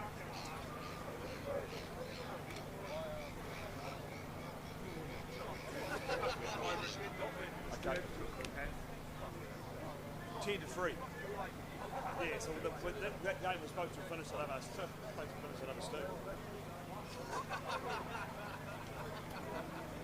So are you good to go?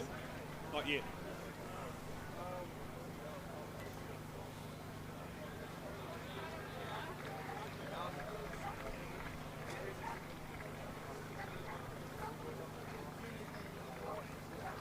You'll probably, is this bit here?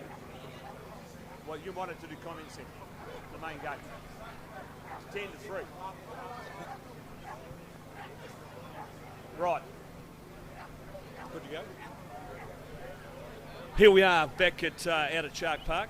I've just thought I'd do a couple of quick interviews before the main game starts, which is Dunedin playing Alhambra Union in this 150th game. We're playing for this really flash trophy here, the Centennial Trophy, which I think was first played for in 1971. I've actually got the club patron with me, John Piper. Pretty proud weekend for you, John. Absolutely. Yep, absolutely. So, and you would have really enjoyed that night last night? Absolutely. I think the thing was that I met players went back 10 and 15 years since I've been here, and really they hadn't changed that much, but it was I got such a kick out of seeing them back here. Yeah, no, it was great, mate. We had 350 odd people there, and we picked a team of the last 50 years, and there was All Blacks, there was the guys that had won 4 or 5 banners at the club, and it was just a great old night, and there was a lot of lies told. What do I say to that? Must be. And so you'll be looking forward to this, and I think all the Dunedin teams have won so far. You'll be looking forward to this game today? Yeah, well, I just watched the Colts, and I didn't see some of the others, but I mean, how long is it since the varsity side has been beat by that score, 58-12? It was a great result. Well, mate, so you enjoy the rest of your day, and I'll just grab Greg O'Brien, the club president, and we'll have he'll just put his beer down over there, and he'll come and have a chat with me. Good to see you, Gregory. Hello, how are we? Right. So have we still going? Okay, so Greg, just talk me through last night. I think things. 350 people in a massive crowd here today. Things going pretty well. Oh, it's great, mate. 350 people from 10, 20, 30, 40 years, a long way back. Everywhere you turned, you were bumping into somebody you'd seen before, who you knew. So the atmosphere was great, and everybody enjoyed it. And we're just about, and today you've gone through the games. I think Dunedin unbeaten. They've won the 2 junior Colts game. They've just won the Prem 2 game on top of the hill, and we've just had a very impressive win from the Mako's boys out there. Yeah, no, both teams are playing well. Let's hope it flows on to the last game. But yeah, at this stage, the results are good. So I had been mentioned on the commentary that you could be up for a shark attack. Are you wanting a shark attack today? No, every 150 years we're not allowed to have one. So no. Well, mate, the teams are just coming out. I might just quickly grab Gary Wheeler here from Alhambra Union, and we'll just have a quick chat with Gary. So, mate, talk me through this. I mean, you're going to be the second oldest club in town, and you're about to have your 150th next year. So you must know all about the old Centennial Trophy. Was it commissioned by Dunedin, or was it commissioned by Alhambra Union? Mate, that's more than I can tell you about it. Before my time, obviously, but we've had our fair share of it. But Dunedin's had it for the last few years. But like you say, I think on the 100th game. I think it was played at Carers between Union and Dunedin, and I think Union won that game in the centenary day, so hope we can do the same today. Yeah, well, we might be looking forward to that. I mean, Dunedin have had a pretty good start today, but you've had a bit of an up and down season so far, AU, but you've won some games. You beat varsity earlier on in the year, so what are we expecting from your boys today? I think the boys have let themselves down, just the tackling side of it. I think got a good backline in there today, and I think if the boys just front up, they should be in for a good game. Right, mate. Well, look, best of luck today, and we'll catch up for a beer afterwards. Thanks, Wheels.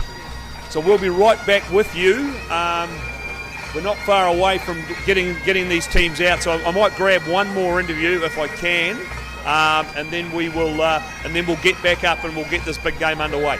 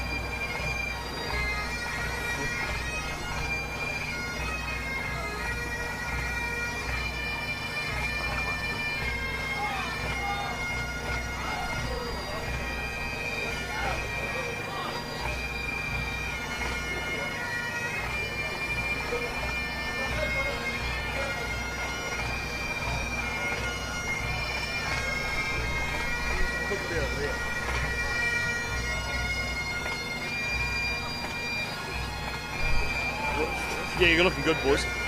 And that's the Centennial Trophy. Looking, we've dented it. Somebody dropped it before. It is, yeah. Okay, so I've just found a couple of found a couple of heavies. I was just saying on the commentary earlier on that I was talking about Grant Creft. He's flown all the way back from the States, 2 weeks in lockdown in Mangere, of all places, and he's made his way down here to Kettle Park. So, mate, it's a fucking fantastic effort, isn't it? Oh, for sure. I mean, the era that we had in the early 90s was probably one of the high point of my life, so I wasn't going to miss this for the world. So 14 days in lockdown for only 7 days here, but absolutely worth it. Great effort. We're just watching the Alhambra Union boys coming. I've just found Andrew Hall, who was named in the team of the last 50 years last night. So did you enjoy your night last night, mate? I did. I enjoyed last night a lot better than this morning when I woke up. But no, it was bloody good. So great club that sort of put me where I am as well. So. Yeah, well, that's right. I mean, you left Dunedin and you went on to you went an All Black, played 80-odd games, so it was a great start for you at this club. I mean, why did you come out to this club in the first place? Was it money? Unfortunately, there's 3 pretty good rugby players in my era, and 2 of them got paid, and I just come because my brother was here. So, but I think hats go off to Hunter Dairy, Billy Lang, and especially Archie Nichols sort of pointed me and sorted me how I was. Righto, Criffy, and just for you, as the Dunedin team are just running out now, we've got a wee fella coming out, and here comes the team. All the Dunedin boys are lined up. So, Criffy, just with you, mate. So, was it worth it? 100%. Last night, catching up with everyone from Kevin Gullivan right the way through to Tyrrell and Charlie, yourself, Greg O'Brien, and the whole group. I mean, there's a camaraderie at this club that I think can't be beat, and being the oldest club in New Zealand, certainly wasn't going to miss last night. Righto, so there it is, and there's a cacophony of noise out there now as the Dunedin team take the field, and we'll be back with you shortly from up on the stand as this game gets underway.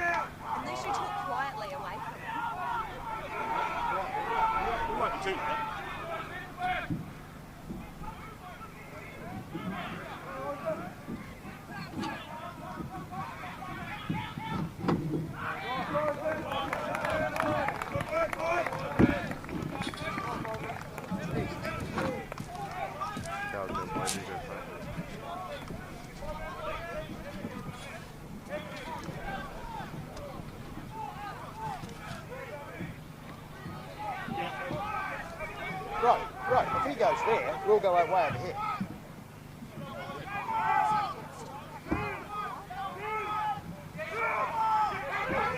Right, we're here.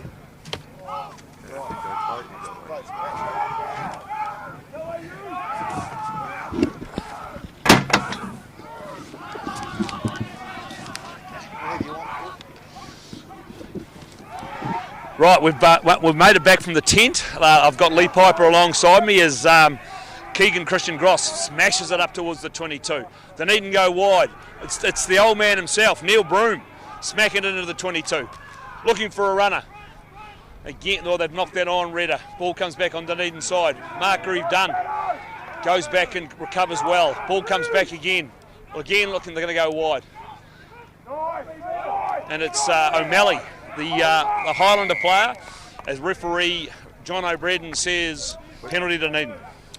Yeah, well, it's going to be a big afternoon, Paul. Welcome to everyone. John O'Brien into his work earlier there for not rolling clear at the line-out, but massive. And I guess from a Sharks viewpoint, as not unexpected, it's really whether they can keep their composure or whether the occasion's going to get away from them. Now, I hate to inform you also, Paul, there's a Sharks member that all teams have won so far. So. Yes, we've been discussing that at length, and I've been assured by the senior boys that they may help us out today. And lose, yeah. And lose, it would be good. For those who's joining in, of all Sharks team, they have a Shark attack, which is some free beverage, free fizzies, and are keen on it. So Josh Morby, who's been very good for Dunedin, didn't play last week in the win against University, but so far he's knocked a couple of sideline conversions and a penalty, which has helped Dunedin to victory so far in the championship, unbeaten Dunedin, and he's looking to get things underway early. Yeah, so Morby just outside the 22, but this is a pretty handy kick, and as we know, he's been deadly. He's been deadly for the Sharks in the games that he's played. In fact, he's won a couple of games for the Sharks over the last 2 or 3 weeks. And can he put early points on the board here? Looks like he's dragged that away to the right, and they'll come back to the 22. Yeah, conditions are pretty good here, Paul. It was quite windy in the game that you did earlier on, and I thought the wind might have picked up in the second half, but that University Dunedin game, the Mako's game, it just dropped away a little bit. So conditions are pretty just about nigh on perfect. Well, it's because it's actually, as you know, it was actually quite cold before, but now that sun's broken through, we could get some great conditions here. Dunedin bring it wide. Tommy Clout smacks it up just outside the 10-metre line. A couple of but the Alhambra Union boys are all over that ruck. There was some good work there. They got hands on the ball, and they've got a penalty, and it was the big number 6 for them, and that was Solomon Fanaki. And what do they do here? They take a shot at goal. Looks like they're coming forward, and they will take a shot at goal. Levi Emery. Yeah, so definitely as you're looking at it on your screens, left to right, the way that Alhambra are running the first half, they do have what wind advantage there is, but as Paul said, the sun's out, which is kind of meant the wind has dropped slightly. But Alhambra Union are but unlucky. Lost last week to Zingari. They'll be wanting to bounce back from that, get some points on the board in the competition. Yes, they went down 21-20 to the Zingari boys, and that was you'd probably say that was an upset because the week before Alhambra Union had beaten Varsity. But they are sort of languishing at the bottom half of the competition, so they'll be trying to get some points from this game. And Dunedin, as we know, are unbeaten in the Galloway Trophy, and they currently lead the competition. Which, Lee, you'd have to say, after the way they played the first 2 or 3 weeks, is a bit of a surprise that the Dunedin boys have turned things around so much. Yeah, as Emery, he's dragged it left as well. So 2 misses each, one from Emery, one from Morby. Yeah, they have. It's been tight for them, though. They had a good win late in the game against Kaikoura. And then, as we were talking about before with Josh Morby, a sideline conversion to win that, and then a hang-on win against University. But just on the go. They're picked up, still going. Back to Oscar. Can he score? Can he go all the way? No, dragged down 2 or 3 yards short. Ball comes back on the Dunedin side. Looking for runners. They found Ranger. No, that's very untidy. They've let that go. I don't know what happened at that ruck. Ball comes away. Alhambra Union have got it clear, and they put the kick over the top from Hotham, and he kicks it back down towards the halfway. Picked up by Grieve Dunn. Tommy Clout's got it on the halfway. Where's Clout going to go? He's looking for a runner. Just drags it down. Ball comes back quickly. Devon Oliver Bell. And there's a big knock on. Referee's going to penalise him. Yeah, good from Oscar Schmidt down that right wing side. They probably should have made more of it. They got within a couple of metres of the try, and as you say, they just couldn't get set quick enough. And Alhambra Union doing well to come back and scramble that in defence. Yeah, they just got it wrong from the back of that maul, and they just was a bit untidy, and it squirted back on the Alhambra Union side. So it's Morby to put it down into the corner. Great turnover though from Retta and Fabian Holland. That's poor from Morby. Oh, he doesn't found touch there. Back to Levi Emery, and he's put a raking kick down. Well done to keep that ball in play. Back in the hands of Morby. He runs it out. Where's he going to go? Where's he going to go, Morby? Still going, Morby. Still going, Morby. Still going, Morby. Still going up to the 22. That's a nice run from Morby. Picked up by Tommy Clout. He goes a yard, goes to ground. Ball comes back on the referee says penalty. Holding on. Dunedin just not getting to set quick enough. You know, they're going to ground, but they've just not got numbers over there to clean it out. They look dangerous on the edge, and we see there that there's definitely holes Morby, and he's creating. Clouts look good, Schmidt's look good, but they're just not getting to set quick enough, and that's costing them, and Alhambra Union are taking advantage. Just over the top of the Jeeves scaffolding, Lee. Just like to thank our sponsors today, Spates, Hef's Hotel, Jeeves Scaffolding, and Liquorland, Andy Bay, and Liquorland, Leith Street. And I understand we had to get quite a few more supplies this morning there. There obviously was quite a bit of beverage consumed last night. There was a couple, big weekend and tremendous to see such a great turnout last night. I've just done a quick interview with Grant Kreft and Andrew Hoare, and to be fair, they're looking a wee bit worse for wear. Yeah, well, Crefty, as you talk about there, he went 2 weeks in quarantine for 4 days on the ground to fly back to the United States. And he was quarantining in Mangere, by the way, just for good measure. And he wasn't too happy about that either. Right, what's happening here? We've got a bit of a hold up. An injury break here. Injury break. Looks like Chris it's the number 5, Chris yeah. Daly. But he's actually standing off the field. They should be able to carry on. No. And of course we've got the big man lead. Let's talk about him briefly. Fabian Holland was an absolute standout for them last week. Oh, he was tremendous. Yeah, he's only 18. He's not 19 till October. He's Christchurch Boys High School when he arrived to Dunedin.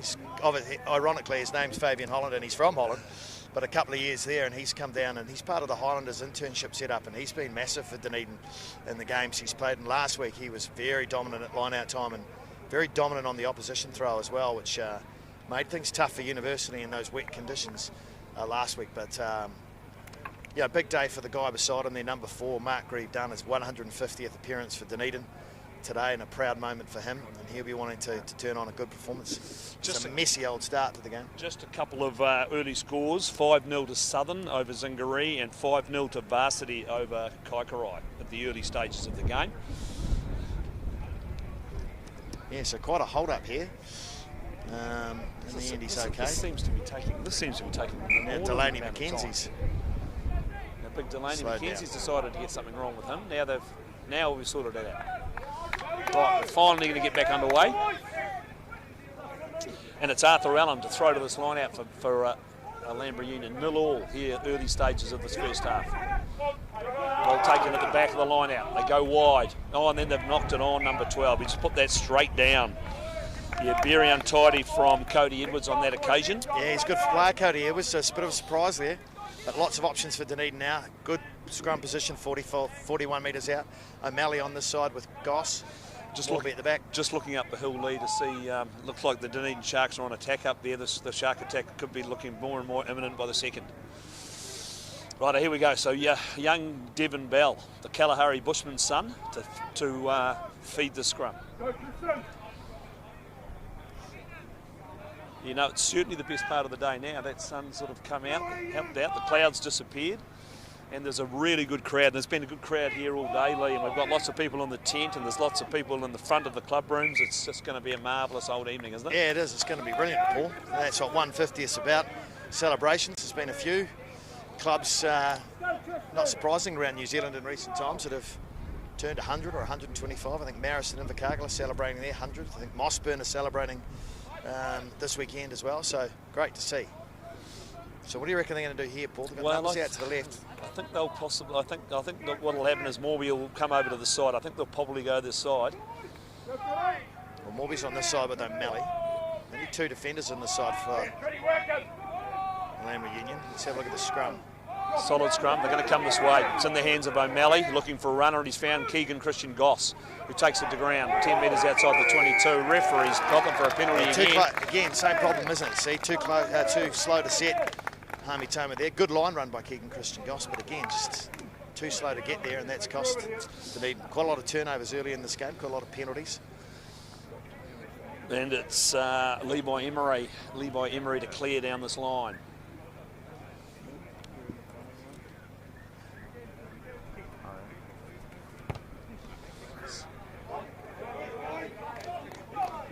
And it's over the fence into the croquet court. A lot of balls lost there in the croquet court. Righto, so it's just what this line-out's going to form just right down in front of us with Arthur Allen to throw to this line. He's a newcomer for them. I haven't seen this kid play before. Line-out throwing's been good so far.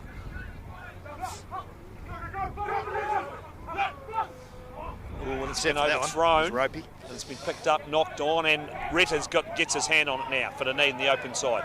Comes back on the Dunedin side. Devon Bell, he's found the big man in Fabian Holland. He goes to ground, looking for runners. Again, it's big Sepa Barker, the prop, takes it forward. He goes in the ground, just outside the 10-metre line. Devon Bell in there looking for it. Morby's got it now. He's found a runner straight through. A good run and good turn. Morby's got it back, and away goes Morby. He's a very hard man to bring down, Morby. Ball comes back on the Dunedin side as quickly. Devon Bell there in a hubber. And it's Harmy Toma, the bruiser himself, picks it up and goes 40 yard. Comes back into the hands, and it's a Grieve done. It's all he knows how to do. Smack it up the middle. Ball comes back on their side again, though.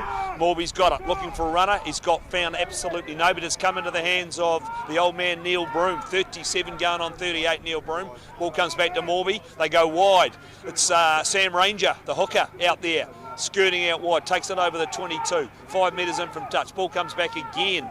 Again, Morby's got it. Case Scott's got it. They found a runner and Fabian Holland in the mid. Still going, big Fabian. Goes to ground, all 6'9" of them. Ball comes back on the Dunedin side. Again, they go wide. Sepa Barker takes it up. Charging forward, Sepa Barker. Now they're starting to get some ball now, and they're getting the runners going. Retta's got it now, absolutely smacked and buried. Ball comes back again. Morby's gone wide. Grieve done in the hole. Out playing centre, looking for a runner, but still got it, Grieve done. They go to ground again, they're only 6 or 7 metres out. Morby's got it, into Case Scott. Good charge from big Case. Ball comes back on the Dunedin side again. Looking for it, Grieve Dunn's got it.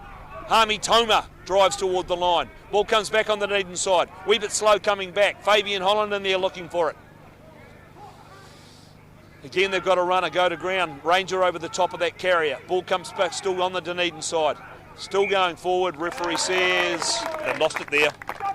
Yeah, better from the Sharks, so they managed to put some continuity there, and they were better at phase and getting players to the ball and around the ball, and just a little bit of a knock on there, but they looked good out wide. Got some good ball runners in there. Ranger's been good for them on the edge, but again, scrambling defence good from Alhambra Union, and they managed to get back and snuff it out, and they'll have the opportunity to clear, but better from Dunedin. They'll be pleased with that continuity phase. They're just going to keep in the game.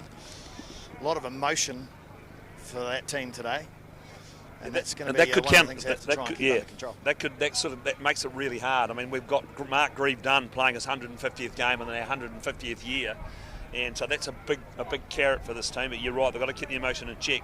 12-0 Southern up over Zingaree now. As Lee Piper looks anxiously up the hill, hoping that West Torrey have scored a try. I don't know if they have. Yes, I think they have. Righto. Scrum to Alhambra Union. It's a good scrum from Dunedin. Comes back to Levi Emery, who gets a nice touch. Takes it outside the 22, where Sam Ranger will get to throw to this line out. Remember, it's 0-0, and we are probably 12-15 minutes gone in the first half.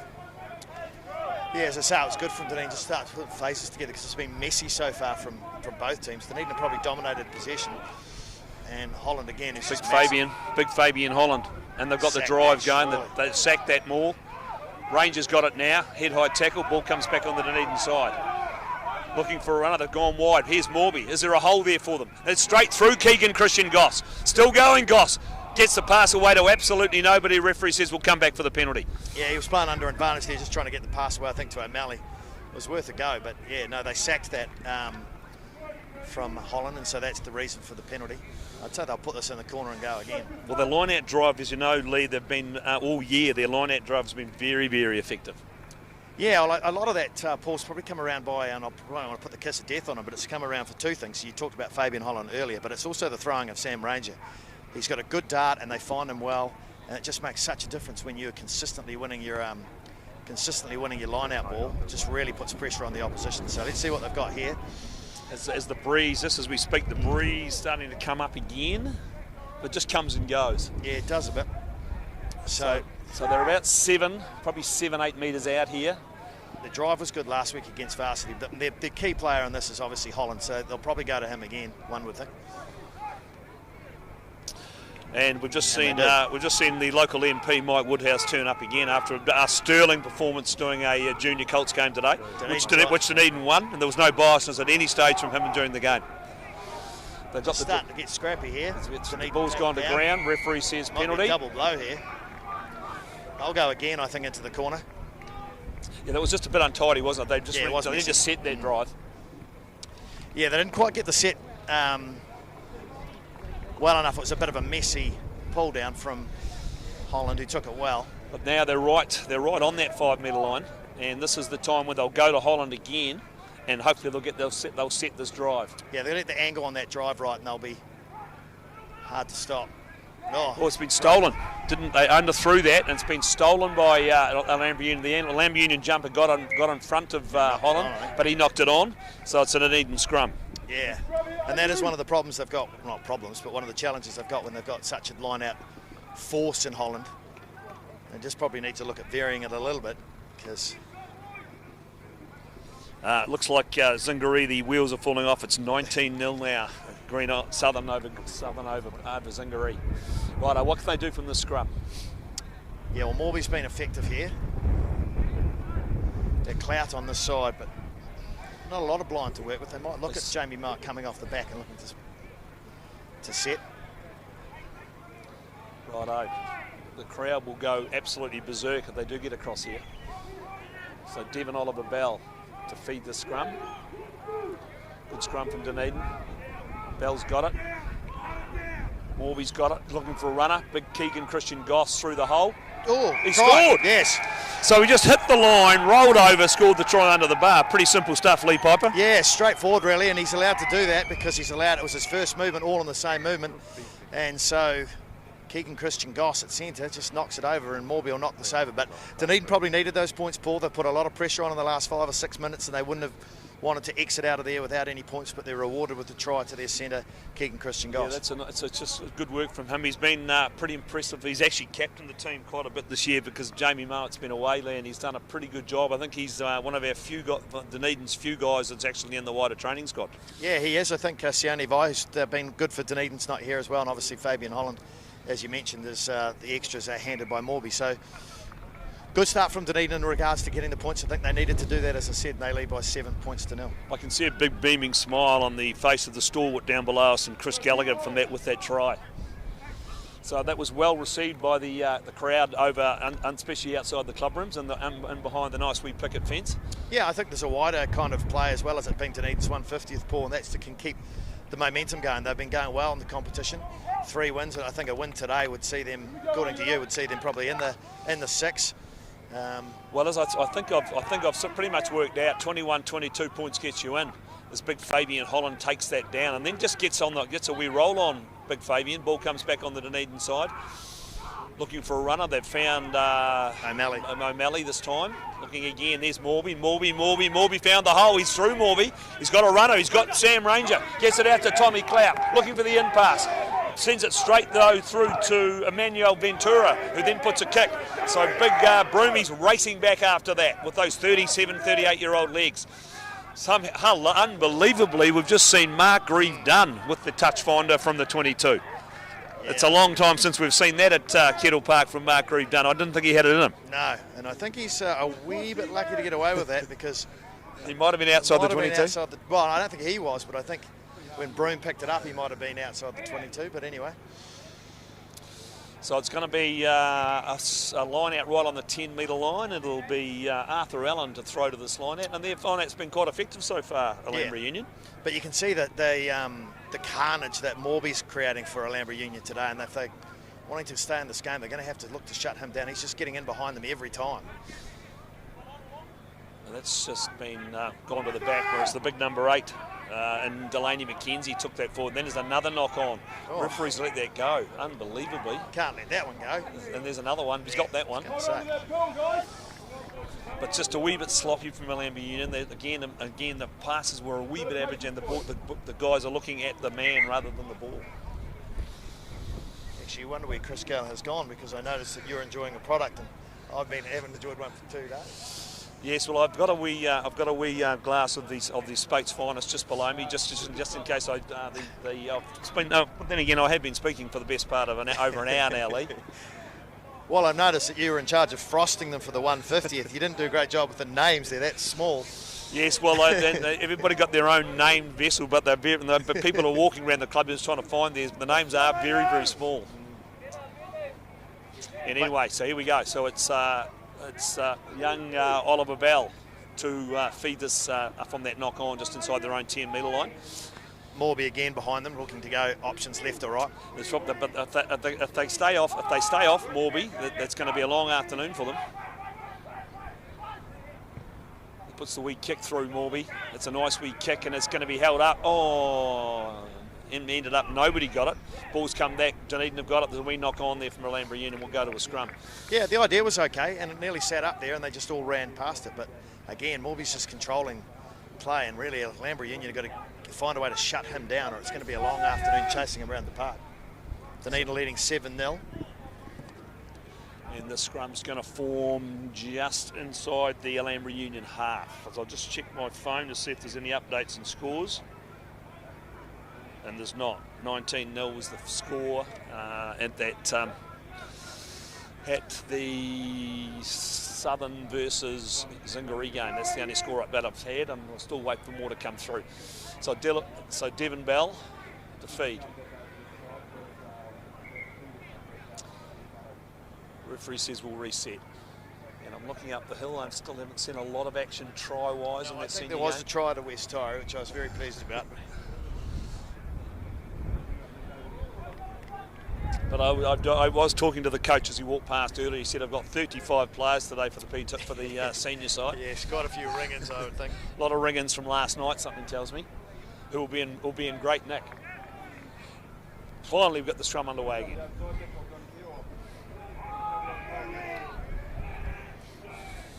Good scrum from Dunedin. Ball comes back. And it's O'Malley takes it forward, the former Maniatoto boy. All picked up second take, and then he's lost the ball cold. And again, Alhambra Union have come away with it. Pretty average ball control from Jamie Mowat. And then Emery's put that kick down towards the 22, and that's found touch. That's a nice kick from Levi Emery. Yeah, he's just carved off 30 or 40 metres. Just some scores from the other grounds there. 10 all, Tyree and Green Island. 10 all. That's a tough old encounter out there. It's going to be massive out there. Yeah. Roaring already. There's roaring coming. I don't know what they're roaring at something.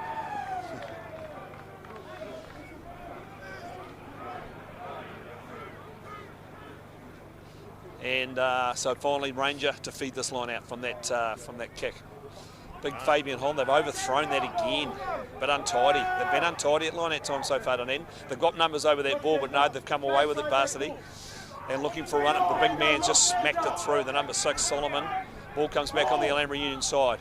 He's found Emery. Emery's found a runner. They've gone wide to the 14. He could be in here. He could be in, and he scored it. These drives last week where they went 25 metres on varsity to score. Referee's got his arm out now for a penalty. They go to the second 5. Morby's got it. Morby's got it. Still going, Morby. Still going, Morby.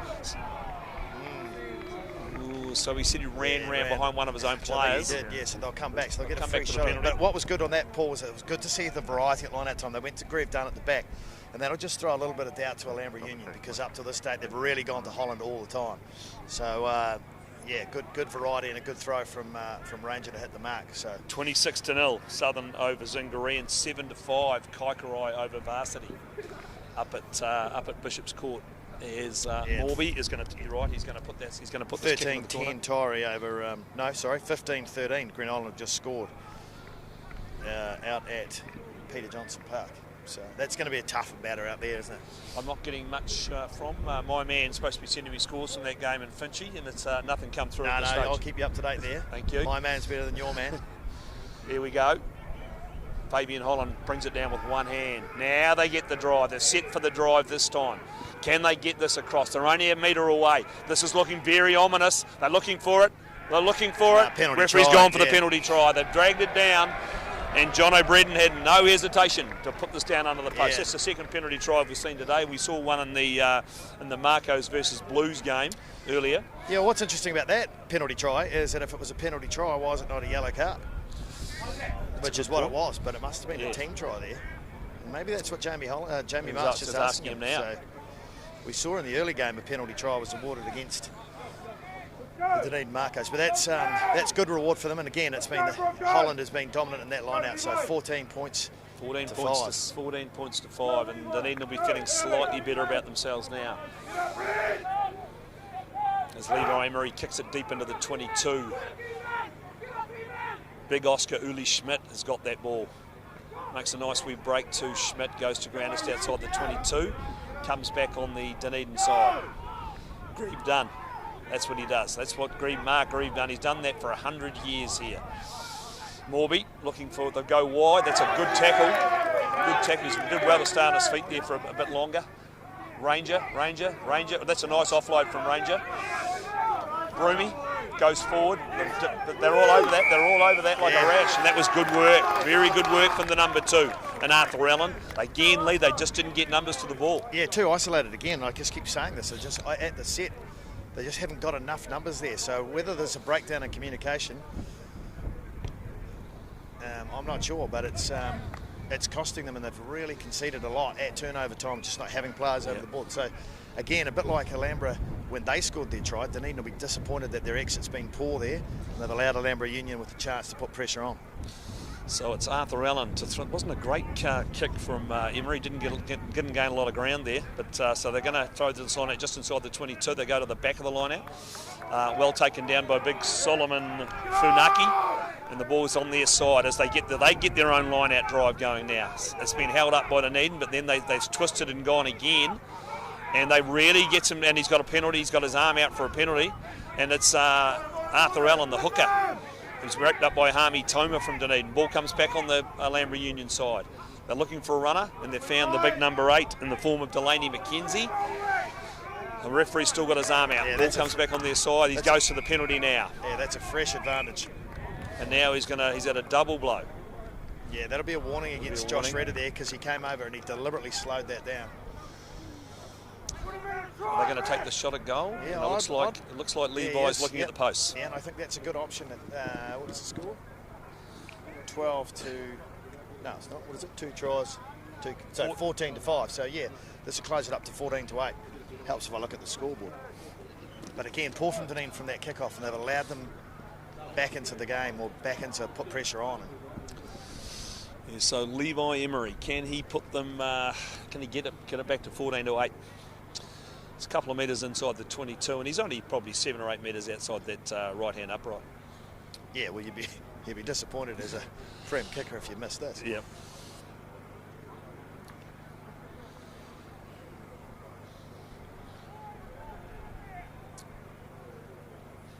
And he's nailed it straight down the middle. 14 points to 8. Nice kick from Emery.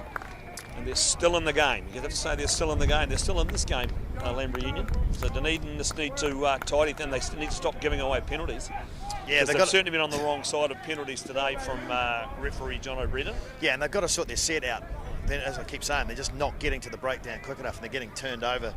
And the Alhambra guys are doing a really good job of isolating the ball carrier. And so for Dunedin, same thing. They've got to get more players there. 14 to 5, Kaikarai up over Varsity. And 26-0, Southern over Zingaree. Ball kind of slowly coming back. Dunedin have just hung away from this more. Kick over the top from Hotham. Broomy's underneath it, takes it well. Gets it to Tommy Clout. Tommy Clout looking to go. Gets past the tackle of Arthur Allen, but then he gets nailed down. Oh.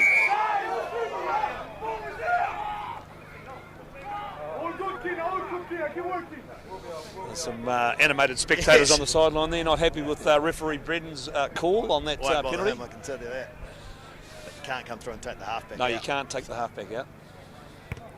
And Morby kicks it down towards the 22. Line out is going to form just outside, 5 or 6 metres outside the 22. Yeah, but disappointing again from Alhambra. Same thing, isn't it? You know, they score, kick a penalty, go to the kick-off, turn the ball over. So that's poor. Right, so here we go, line out time. Here we go, boys. Are they aiming for the big man? Are they aiming for the target man again?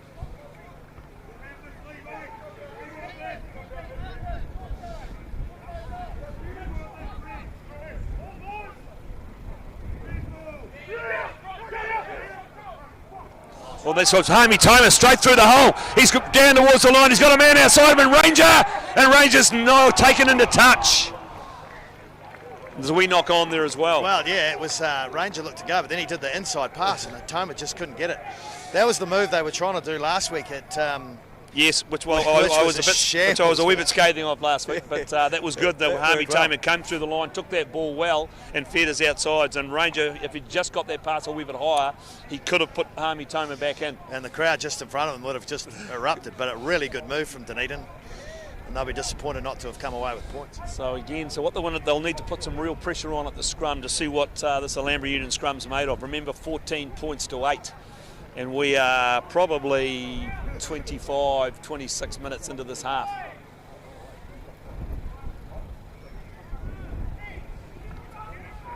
So they'll be looking to clear here.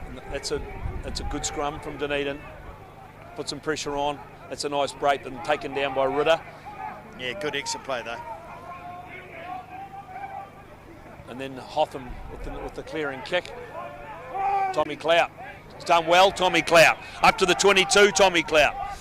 Did well to keep his eye on that one. Ball comes back on the Dunedin side. Picked up, it's a high tackle on Jamie Malt, but he keeps going forward. And Dunedin have still got it, looking for a run on. They've found O'Malley this time, right on the shadow of the posts. And it's Keegan Christian Goss who takes it into the 22.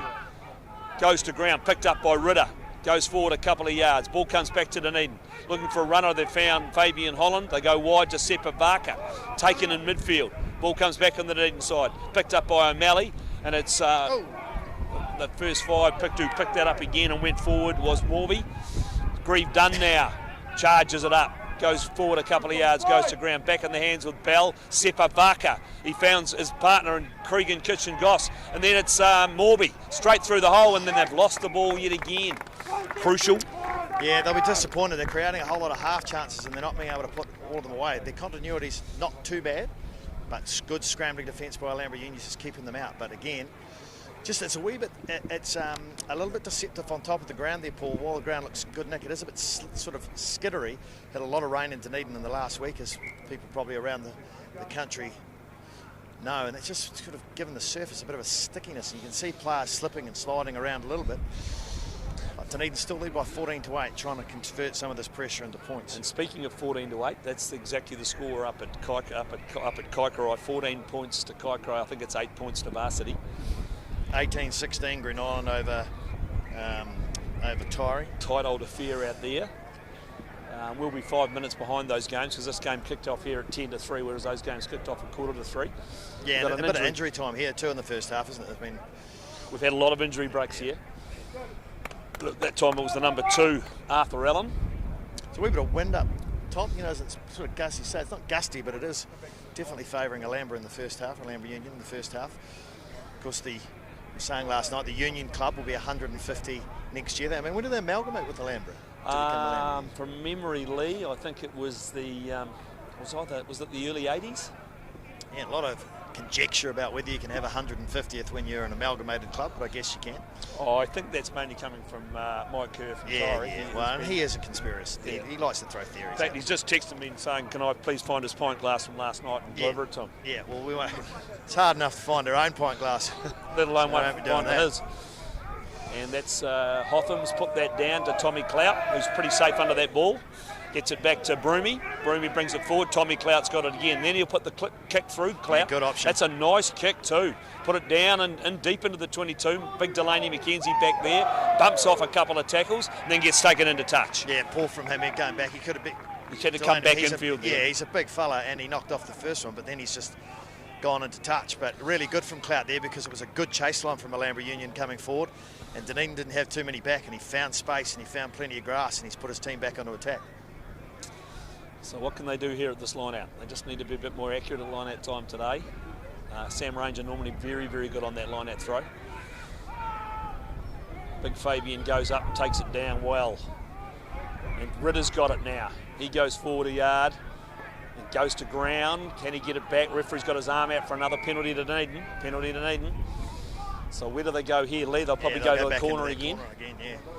But again, you can see if you have a look on the when Holland dragged that down, he did well because the guys that came into him meant that the ball was up and off the ground, but he managed to drag it back in, which was good.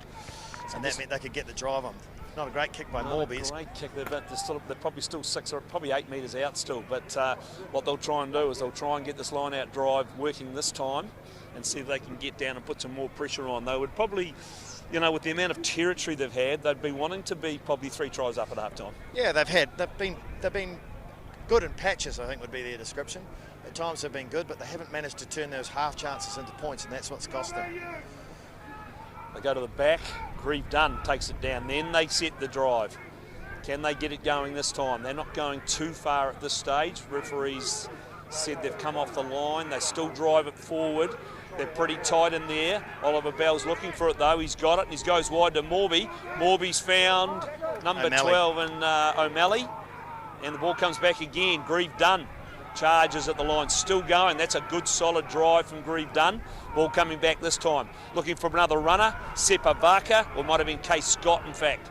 Ball comes again back on the Dunedin side. In there looking for it. Lost it, I think. They've lost it. They may have lost that. No, there is. Oliver Bell's got it again. He's found a runner. He's found O'Malley going for the line. Can he score? Referee says penalty. So they must have been offside there, so they'll bring it back and they'll probably go back to the corner, Lee. Yeah, Alhambra Union have to be careful here. They're giving away penalties in that red zone. So remember, I wonder if they might take the scrum as an option. Oh no, O'Malley's going to go to the corner again. Going to the corner, 14 But to yeah, 8. as you say, Paul, they'll be wanting to come away with points to put a lot of pressure on. But again, he hasn't quite nailed that one, Morby. His kicking's actually not been that good today. His general play, as normal, has been excellent, but he's always creating some trouble. But they'll, yeah, for the amount of sort of territory they've had in the last 5 minutes, they'll be wanting to. They want to get some points on the board here. And it'll be Sam Ranger to throw to this line out. And they've liked Grieve Dunn at the back, haven't they? They have. They've done that a bit. And will they go there again? Or do they go to the big man in the middle? Looks like they're going to the big man in the middle. He takes it down. And he was dragged to ground, but they've got the drive going now. Now they're looking solid. Now they're starting to move it. They're only that's another penalty. There's another penalty. Surely. Yeah, you can't stand for that. You can't stand. He's going to the pocket, and there's a yellow card. Yeah. I said he'd have to be careful from there, and he was. He just came around completely offside and so we go to the scrum now, do we? With a man down. They'll probably go to the line out again. No, they're going to the line out. And there's the singing gets up. Yeah, so.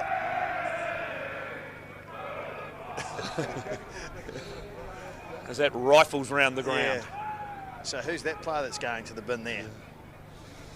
I think that might be the big number 8. Yeah, and he'll be a bit of a loss too. So what have they got this time? So they've gone to Grieve Dunn this time. And now they've got the drive set again. This time they're going forward again. They're only 3 metres out another now. Penalty advantage. This is going to be a penalty try again if they don't. They've lost that. They haven't done that well there. It was very untidy. O'Malley's got it. Morby's got it. Where's Morby going to go? You never know with Morby. He goes to ground. Ball comes back on their side though. Devon Oliver Bell's got it again. They've set up and they've gone for the drive, and that's Harmy Toma this time. Devon Oliver Bell looking for some runners. He goes back to the blind side. Sepa Vaka just threw it to absolutely nobody. Yeah. Hello, we could have another man in the bin here. Oh no, they'll probably have to give him a warning. He's given them a warning. Yeah. And they'll probably go back to the line out here, will they? He's talked them through it and said, son, you can't keep doing this. They don't want to be down to 13. I'd go for the scrum, I think. No, they're going to the line out again, but look at Morby's got the ball. Yeah, well, simply put, Dunedin have to score here. They're down to 14 men. You can see on that far side there, Paul, the wind's just starting to whip up there. Yes, touch line up on the far side. Throws to Holland, not a great throw. He's taken to ground though, Holland. He bursts through the line out, keep going, ball comes back again. Morby into, nice tackle too. Nice tackle by the number 11 that time. That was Malankagi. Ball comes back on the Dunedin side. They drive again. Case Scott on the front of that one with his big red cheeks.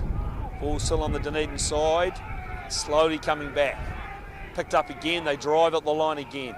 Again, they're a yard short. Fabian Holland in the back of that maul this time looking for it. Again, they drive. Again, they're close. They're only inches away now.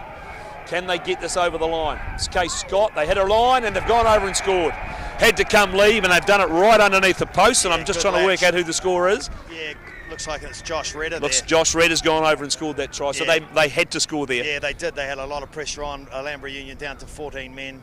The guy in the bin, and then just too much really, and in the end they just couldn't defend it. But as I say, they would wanted to have come up with points there, but good. They just kept their cool there, and they had enough numbers in those pods that they were setting, and in the end it was Retta who came out with Ranger latching on, and as you say, under the post they went, so good from Dunedin.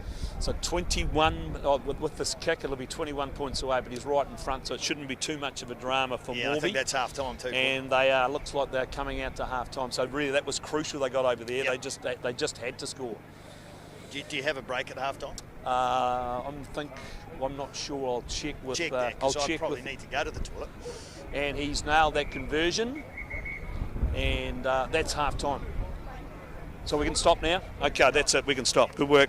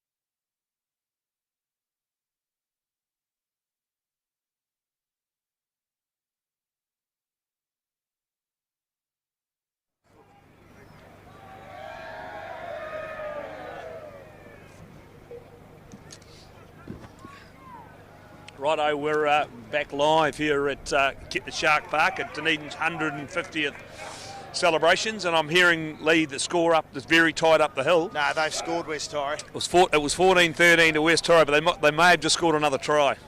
So the fiscal powers of Dunedin will be breathing a sigh of relief. Yeah. So it's going to be interesting now, turning at half time, as I said, just before the half-time break. Really important for Dunedin from their perspective to score, particularly with the pressure that they had on. And they did so, and that's given them a handy half-time lead at 21-8. They'll be pleased with that.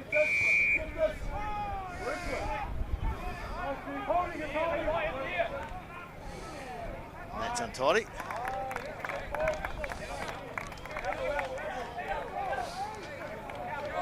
So I think Alhambra would like to be the first scorers in the second half. Dunedin leading with 21-8.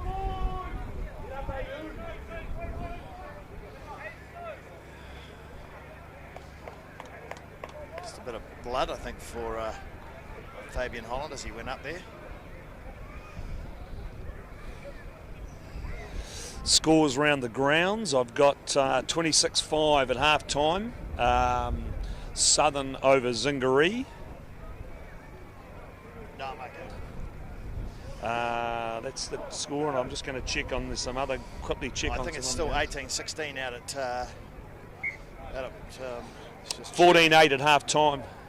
14-8 at half time. Kaikorai over Varsity. Yeah, that's an interesting game. That's a big game. Jingo George.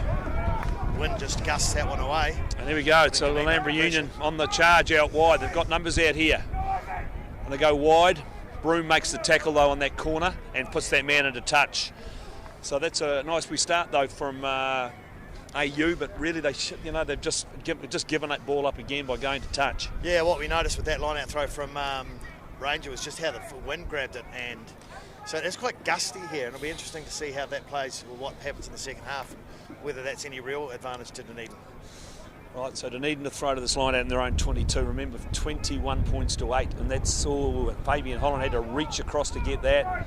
That's very untidy at the back, but Ritter's done well to claim that ball on the loose, but their line out's still looking a bit shaky, Dunedin.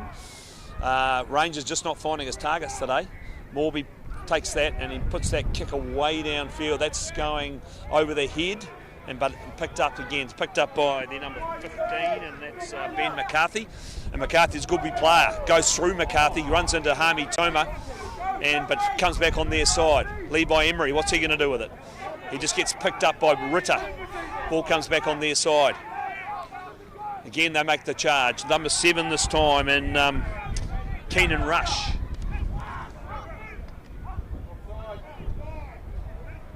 And there's a hole there, but no, he just didn't find his man. Picked up by the big number 3 and Tristan Fooley.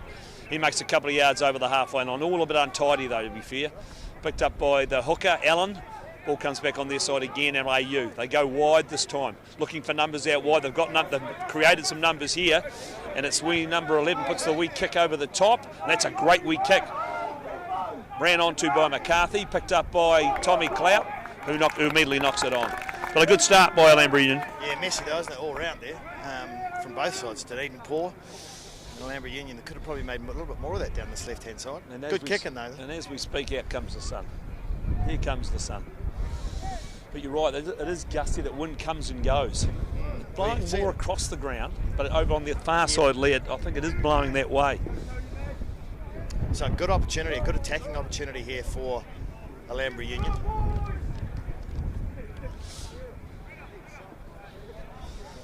You can see the club president charging up to the top ground. Righto, so Alhambra Union defeat the scrum right on the 22. Remember, they're still down to 14. They just lost a player just before half-time. Big number 8 still in the bin, so... In fact, I might have steered them crook. It might be the number 6 that's in the bin, Lee. Oh, is it? Yeah, it actually might be Solomon Fanaki who's in that. He's actually gone into the bin.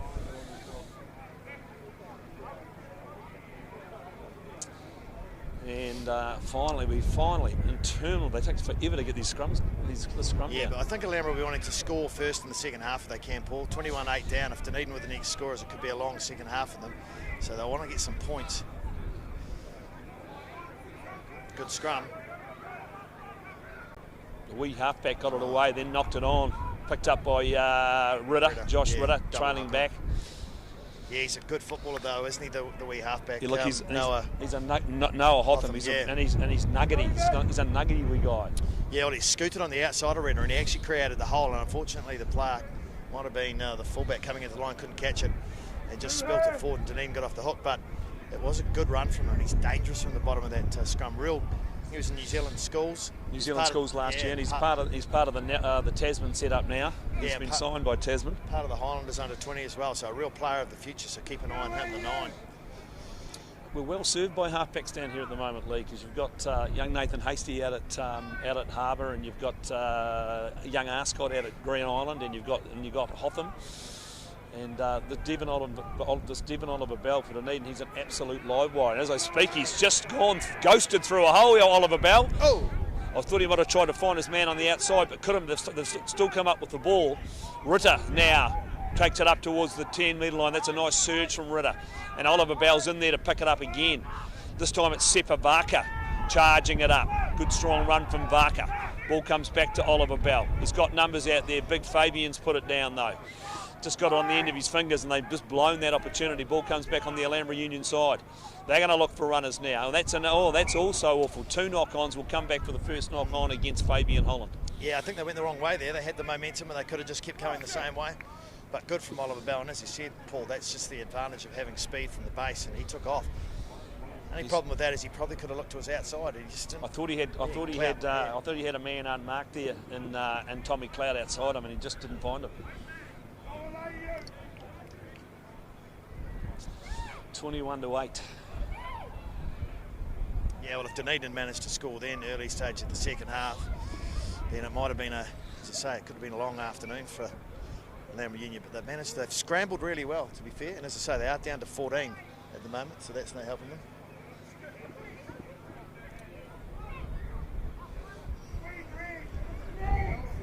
It's very slow. It's tediously slow, in fact. Yeah, well, of course, they're just trying to waste a bit of time. Yeah, which is fair enough too from Hotham, and it's hard to get that scrum steady when you've only got 7 in it.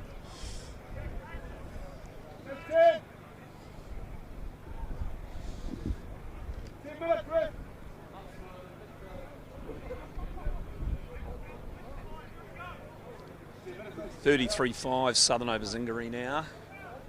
Yeah, wheels fell off there. I wasn't sure. I thought Southern might win that, but I thought Zingari, particularly given last week, they might have. I think they might have been celebrating Chris Bell, possibly too long. And here we go wide to Alhambra Union. And it's Levi Emery, gets it wide to McCarthy, out to Malakinkagi, but he puts it into touch. And referees come back for a forward pass. Yeah, good though. Good scrambling from both sides, but they look quite good on the edge, Alhambra Union. They're going there quite often, and their fullback, Ben McCarthy, he's a good footballer. He's a tidy footballer, Ben McCarthy. He plays everybody, can play halfback, first 5 or fullback. And that Malakinkagi is Jonah's younger brother. Right. Jonah Noriki's younger brother. So here we go. So we're going to have the scrum. Looks like they're back to a full complement now. No, they haven't. They're still not there.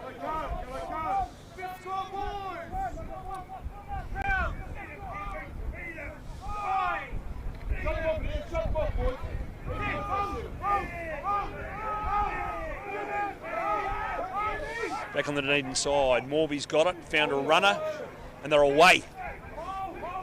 Keegan Christian Goss not quite sure what to do there, but anyway, still going. He's over the 22. Oliver Bell's got it. Mark Grieve done, takes it forward a couple of yards as he tends to do. Ball goes to Morby, but no penalty. Overrun by a player, but untidy.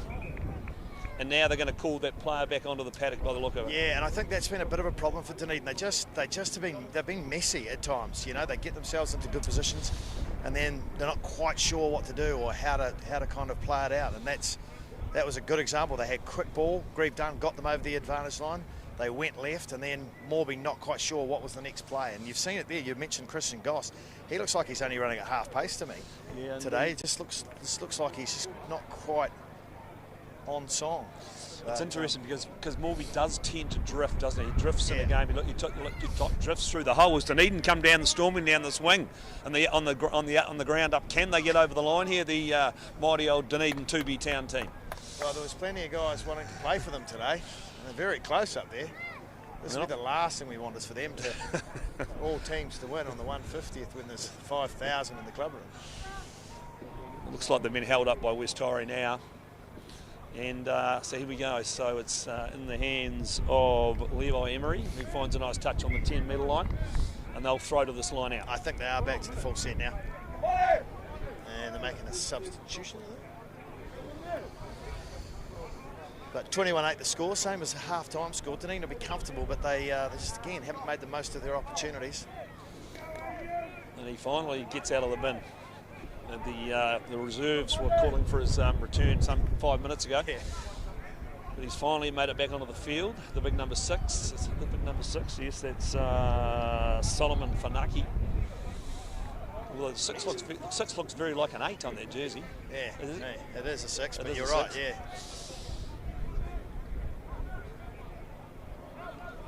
Yeah, another untidy lineup, but they've got that back. Found the runner. And big Mackenzie. They're all over him. Balls comes back. Hotham in there looking for it. Referee says penalty. Didn't roll. Hotham's has made the quick tap and gone, Hotham. And he gets taken down by Ranger. Ball comes back on the Alhambra Union side. Found a runner on the big number 3, Tristan Fooley. And now they go wide into the back line. Levi Emery thought he found a hole, but that closed on him pretty quickly. McCarthy's got it. Good recycle though. McCarthy's got it. Good tackle on McCarthy by Keegan Christian Goss. Still on the Alhambra Union side. Again they go forward. It's Big Solomon this time. Funaki. Ball comes back to Hotham. He's found a runner in Tristan Fooley, and they've got them for offside again now. Dunedin getting on the wrong side of referee Bredon here. They go wide, and that's a good little run from Emery, and it's a nice little offload. But again being picked up by big Tristan Fooley. Melankagi. He's just going to go all the way, Melankagi. Just drifted through the hole. Too much gas. Try it away, you. Yeah, and he went on the inside of Sepa Barker there, and it was a great read from the winger. He just saw that he could go round the prop. He looked for the mismatch and he found it too. But again, you're seeing a team in Alhambra Union who are just hanging in there, and when their opportunities come, they're taking them. Whereas Dunedin, on the other hand, have looked probably the better side, but they just haven't made the most of their opportunities, and they've been bitsy and a bit all over the place. So that'll sting them into action at 21-15. So yes, so went straight through that hole in this penalty, this conversion. So Emery will be right out in front. So he's on that seat. So they've changed kickers. Looks like they've gone to Cody Edwards. Obviously,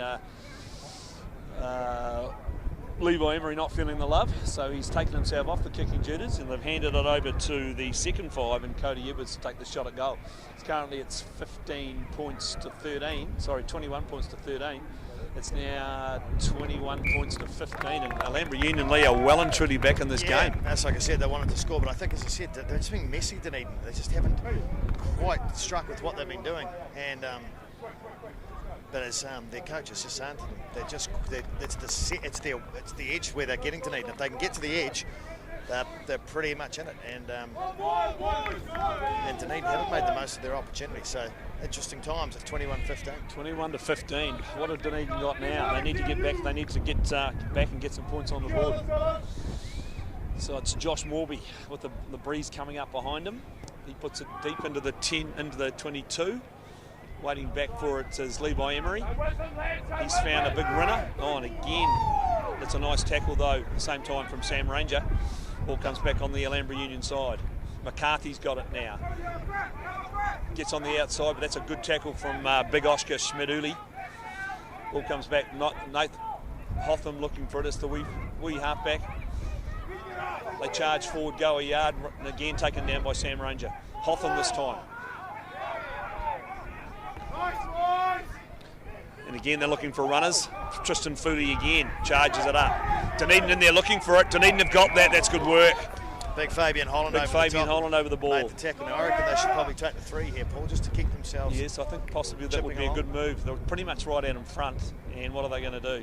What's Morby going to do here? Take the 3, I think. Oh, think he's taking the 3, and he is. He's going to go for the shot at goal.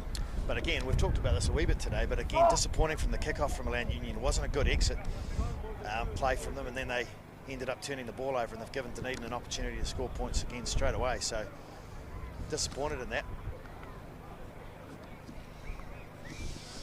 Okay, so Josh Morby, 4 or 5 metres outside the 22, but he's just to the left of the uprights, and he's got that breeze. It's sort of a helping breeze, so he'll have no problem with distance, I wouldn't have thought. It looks like the Dunedin boys up on the top ground. They've blown that try scoring opportunity. Yep. And West Torrey are exerting some control. So Josh Morby, can he put Dunedin in front, back to a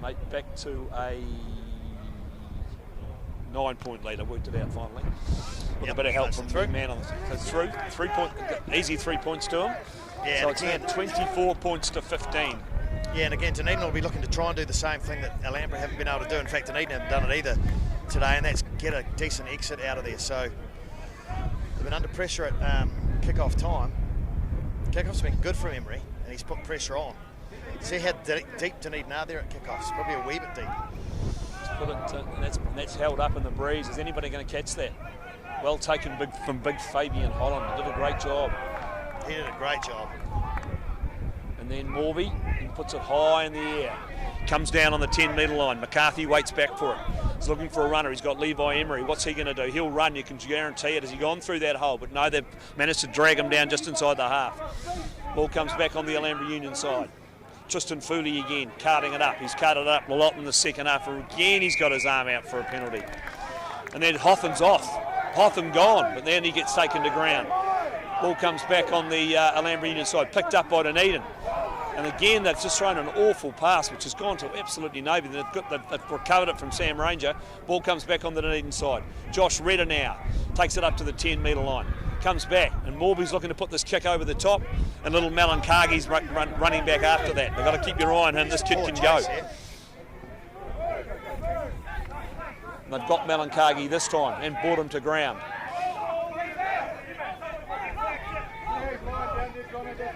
Varsity in there looking for it. Hotham's got it. He's found the big number 8. Charges up over the 10-metre line. Redder gets up after making that tackle. And they've got some numbers. He's through McCarthy. McCarthy straight through, but McCarthy's gone. And they go wide, and they're going to score. No, that's well tackled there. Beautiful tackle. That probably could have been Tommy Clout, and they've taken it quickly, and then Morby's banged it away down the field. And that's a good kick from Morby. It's still going. Don't want it going too far, but now it's only 5 metres from the line. Back goes Levi Emery. And Levi Emery goes straight past his man. Goes past a couple and then gets in, put into touch. Yeah, great cover tackle there by poor chase. Apart from Morby, nobody else bothered for that for Dunedin. But again, you can see the wind and the advantage that brings. 33-23 Green Island up and over Torrey now. So Green Island up. I picked unbelievably 40-5 Southern over Zingaree. Yeah, but you can see the wind there, and it takes it over. Hard man to bring down over the 22 in his 150th game and on the 150th weekend. Sepavaka. So they're not getting numbers to the ruck. They've been a bit lazy, Lee, to be fair. Yeah, that's an awful pass from Clout. But we picked up by Broomy. And he takes it to ground. And again, they've got it. It's come back on these. And then there's a knock on. There was a bit of cheating went on there, which the referee didn't see. Yeah, but again, look at where when that set goes down. Look at who was there. There was like 7s out there, 6s out there. They've got to get to the set. No point in not cleaning out. And I think, some changes are being made. Ollie Griffin on. I think that'll help Dunedin too. He gets to the ball quickly. He's a bit more of a scrambler than Retta. And Cam Burrows on for Sepavaka, who's just getting a bit tired. So good changes, I think, made by Dunedin. But as I say, their set pieces, not their set piece, their ball to set hasn't been great. And they've been messy. They've created chances, but they just haven't quite made the most of them. Righto, so it's young Hotham. Noah Hotham to feed the scrum right on the 10-metre line, middle of the field. It's a good scrum from Dunedin, but the ball comes back to Hotham. He gets it out to Cody Edwards, who fires it to McCarthy, and McCarthy again just about gets through. Ball comes back to, there's another bit, it's a good charge, great charge. Again, there's another penalty, and McCarthy's found a hole this time. That's a good tackle from big Fabian Holland. Smashes them to deck, but another penalty. Yeah, but again, Dunedin need to take a step. They're offside. They've been caught offside. I know they're keen. I know they're excited about the day. But they're putting pressure on themselves with some of the decision making. They just need to make better decisions. And he's found touch right on the 10-metre line. It's going to be a throw. Remember, it's 24-15, and Dunedin have certainly not been impressive today by a long chalk. No, they won't be happy with their performance. Yeah, they'll be happy that they've got to leave, but they haven't played well at all, really. I think they've been certainly not as impressive as they. I mean, they played Harbour twice, Kuiper and Varsity in a row, which has been tough for them, but they've been more impressive in those games than they have today. So well picked up at the back. Very untidy. It was actually kicked back to the halfback. Again, the big Mackenzie making good yards in the middle of that, in the middle of the field. But again, see Dunedin's line just coming up. There's just holes there everywhere. You have a look at that line there, particularly. It's very untidy. Just getting on the outside of the shoulder and having the ability to offload. Big Tristan Furley through the hole again, and it's now with the hooker Allen. He goes to ground just outside the 22, slowly coming back. But Dunedin may have turned that over. Harmy Toma has got over the top of that ball, and now Devon Bell's looking for it. He's looking for a runner.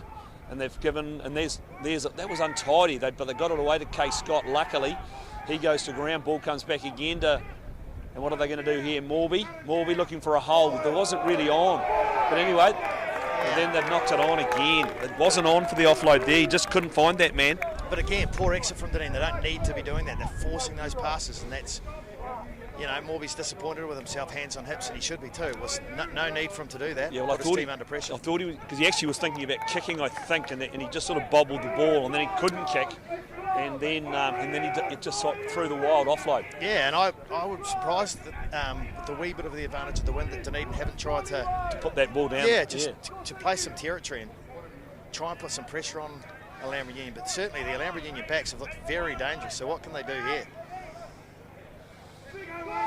They're in a good attacking position here, just outside the 22. They're only sort of 5 or 6 metres out.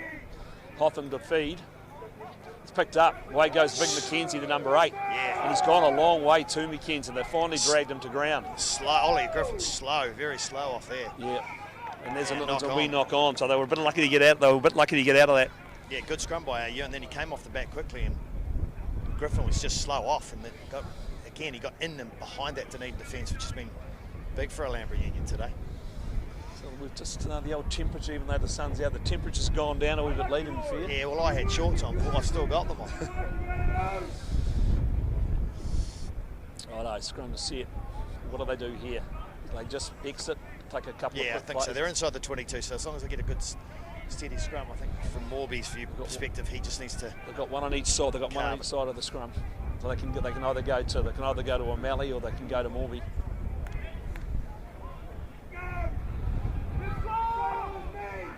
Advantage for Dunedin here.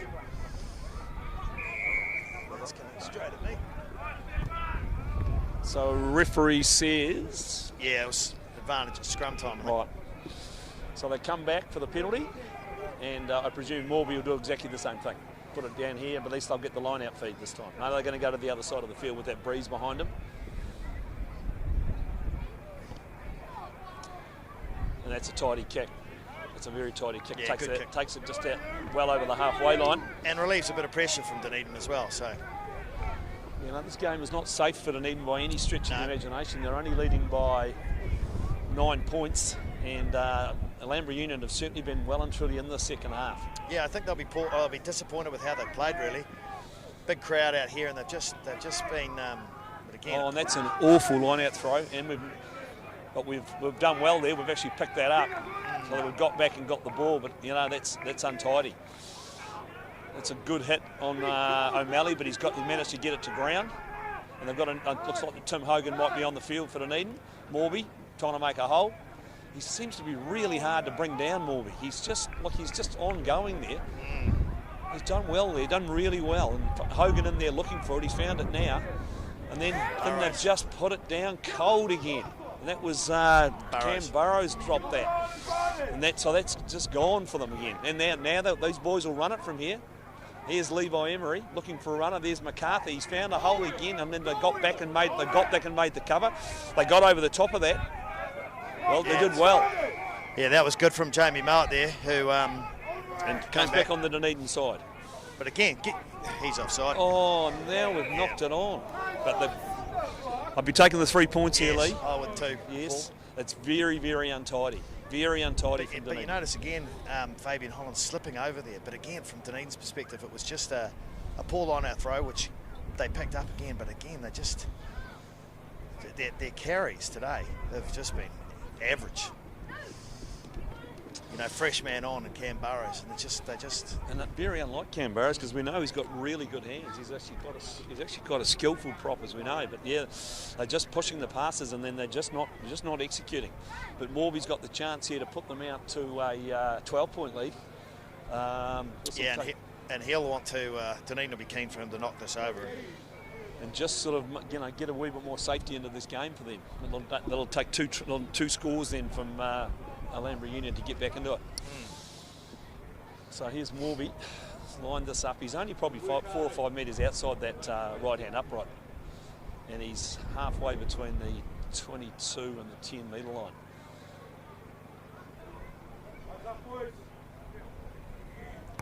Looks like he's drained that. That's a nice kick from Morby, and that puts him out to 27 points to 15. So that's a 12-point lead. But they'd still be wanting to score that fourth try, Lee, I would have thought, in this game. Yeah, Paul, I think they're just happy to win the game. Yeah. So Neil Broom off, Tom Henderson on. So I'd say Morby will go to fullback. Now this is going to be interesting.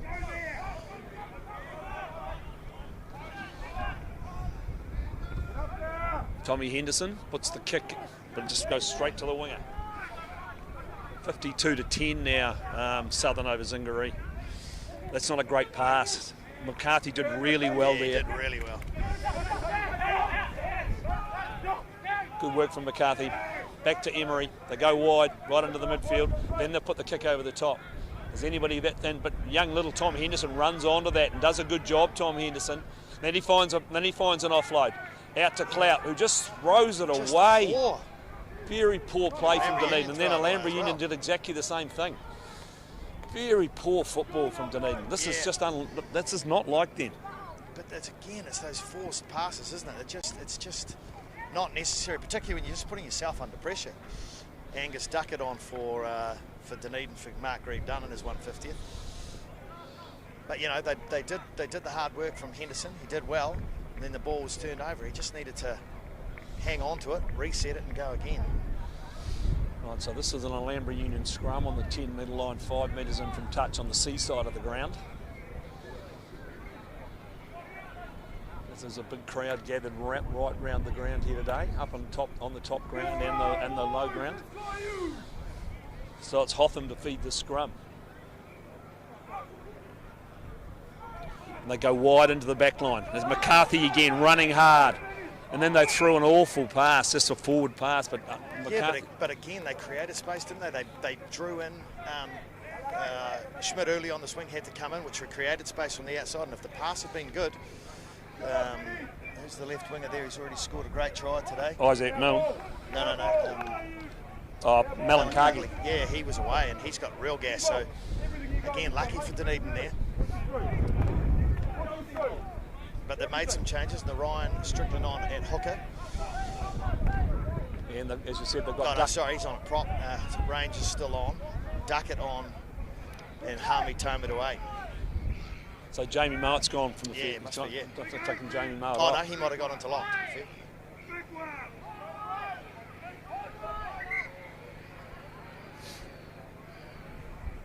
He has gone onto lock, in fact. Yes, he has. So he's gone onto lock, and because Mark Reed-Dunn's left the field.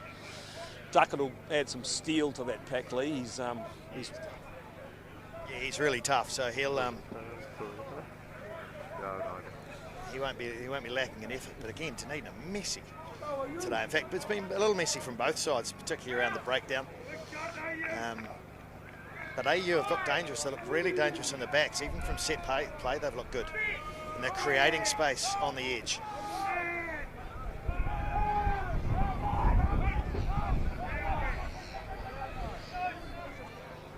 That's a good run from the big man.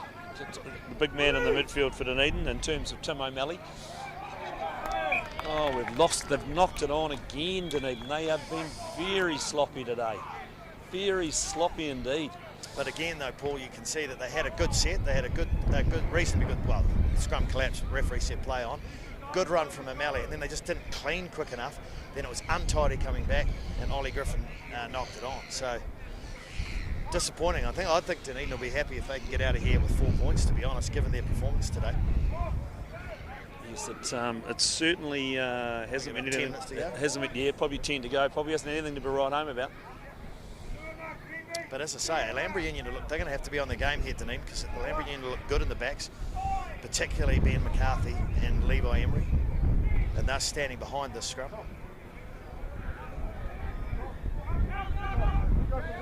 And they're off. Hotham's got it, looking for a runner. He's found McCarthy. That's forward. That's a mile forward. I cannot believe they didn't pick that up. That's an awful piece of refereeing there from that touch judge. He should have seen that. Ball comes back though on the Alhambra Union side. And they're looking for runners. They're taking into the 22 now. That's a good drive from them. Ball comes back on the Alhambra Union side, looking for more runners. They found the big number 7, and he then goes wide, and they've got numbers out here. McCarthy's got the ball now. McCarthy's been dangerous every time he's got it. Well taken that time by Oscar. And what's he called here? He's called them for offside. Yeah, and dumb from Dunedin. They're just not taking the steps, and they're just creating problems for themselves. Again, Griffin again got done slow coming off. He's calling a scrum. But again, they're too slow. That's 3 times they've gone to the right, and Ollie Griffin, who's on that side, just hasn't got off quick enough. 17-8 Kaikarai up over Varsity, and 57-15 Southern over Alhambra, over Zingaree. Yeah, well, Dunedin, I think Dunedin are in a wee bit of trouble here. They're getting done. They're just too slow away, and they're really putting their back line under a lot of pressure to try and scramble well in defence. And Ben McCarthy at fullback has been dynamic. Got their ball back. It's been hooked for them. Their scrum's looking quite solid on Alhambra Union. Levi Emery is looking for the hole. He's found the hole. He's gone straight through. That's an awful piece of defence from Dunedin. Ball comes back on the Alhambra Union side. They can really sniff it here. They can really sniff victory here. They come up, they take it up. Dunedin again missed a couple of tackles there. Ball comes back on the Alhambra Union side. They're only 4 or 5 metres out. Now they drive at the line. They get taken to ground, but they're right on it. They're right on it here, Alhambra Union. They'll be looking to get over the line here. Again, they muck that up a wee bit. Ball comes back. Now they'll go wide, and they've got numbers, and that's a great tackle from O'Malley. Just an outpraising piece of work from O'Malley. And then he's done him for, I think that's a wee bit hard done by there. I thought he got back into his feet to get that, but no, he's now going to be sent to the bin. Yeah, it's a very, what are you thinking? I just think that I thought he got to his feet before he played it. Yeah, but again, Dunedin put themselves under pressure again. Actually, given that game's finished up there, I just wonder how long there is to go. What was the final score, boys? You lost. Well, that saved your Shark Attack lead. Yeah, so Tim O'Malley off. So now they're now down to 14, and now they're in some serious trouble. They've gone to a scrum. And they're their own worst enemy. They've been done on the outside time and time again. As I said to you again, Paul, the slip came from, I think it might have been Tom Henderson or Chris. They're just falling over. Ground's slippery, and they're just not adapting. No. As I say, they've been poor, and they're odds on to concede here. 27-15. Which really put them under pressure for the last few minutes of this game. Oh, he's just run away, the number 8, and he's got the pass out wide, well picked up. Just got it out to Milne, who went close there, but they've managed to hold them up. And now they drive at the line. And I think are they over? No, they're still short. Ball comes back on the Alhambra Union side. And they drive at the line again. Again, they've scored. They have scored. From that line-out drive, they scored. And things are not looking good for Dunedin. 27 points to 20, kick to come. Yeah, that's weak from Dunedin. They got them. They did all the hard work, which was to push them into that far corner, and then they just couldn't keep them down there. And in the end, it was just two quick phases, and over they went. Not sure who scored that. Under pressure. Hotham came up with the ball, but I don't think it was Hotham that scored it. Yeah, well, this kick's going to be important, Paul. 27-15 to 27-20. If he kicks this, they're back in the game here. Kick this, he is right back in the game. So, of course, that game that we've just finished, they started 5 minutes earlier, didn't they, up there? I'm just not sure now. But they were a bit late starting here. So there's probably at least, I would have thought, 3 or 4 minutes to go. Yeah, I would. Well, yes. And yeah. It's again, it's Cody Edwards to take the shot at goal. It's shifted pretty well, but it might have. It's over. 27-22 with time to run. What do Dunedin do now? They've really got to get themselves back into the game, and they've got to stop making mistakes. Well, I think where they're vulnerable, Paul, is that broken play. Their scrambling defence has been very average. Oh, no, their scrambling defence has been okay, but their first up defence has been poor, and they've just allowed the Alhambra Union have got behind them a lot today, and that's created drama. Remember, they're down to 14 men. Good kick off from Morby. But again, have a look at this chase line coming up here. It's very, very patchy, very slow, and that's a great kick. Yeah, and I think Dunedin that's a great kick.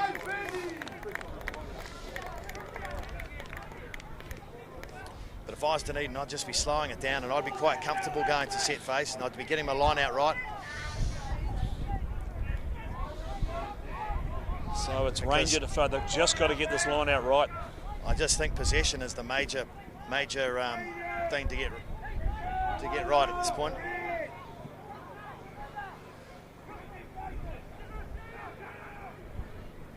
Nice. Well taken by the big man. Tommy Clout takes it up towards the 10-metre line, goes to ground, comes back on the Dunedin side. Hogan in there looking for it. And it's Burrows that time, dragging it away. And Morby's got it. He's found a runner and Duckett takes it up to the 10-metre line, goes to ground, comes back on the Dunedin side. Where do they go from here? This time it's Fabian Holland, the big 9-foot lock. Ball comes back on the Dunedin side again. In the hands of Tom Henderson. Into Jamie Mowat now playing lock. Ball comes back on the Dunedin side. Very slow though. Burrows takes it forward a couple of yards. They've actually lost ground on this play. Ball goes back to Morby, looking for a runner. This time it's Keegan Christian Goss. He goes to ground. Ball comes back on the Dunedin side again. Yeah, Hogan's looking for it, looking for a runner. Where's Tom Henderson going? He's gone to ground. He's got to let him go. They have finally. And this time it's back in the hands of Morby. He's put the wee pass through. This time Keegan Christian Goss again. Now what's he called? I just don't understand what he's called there. He said they dived over their own ruck. Anyway, let's play on. Yeah, what was interesting about that, I think the Dunedin were actually going well, but again, what Alhambra Union have done really well today is they've cut the ball tackler. They've gone low, and then they've got players over the top of the ball, which has really worked well for them. And as I say, Jamie Mark going up to have a bit of a chat here, but yeah, look, gutsy effort from. Of course, the other thing. 35-30 Green Island over Tyree. So full time. Is it? I don't know. It must be. Well, they started 5 minutes earlier. I don't know if they're full times or not.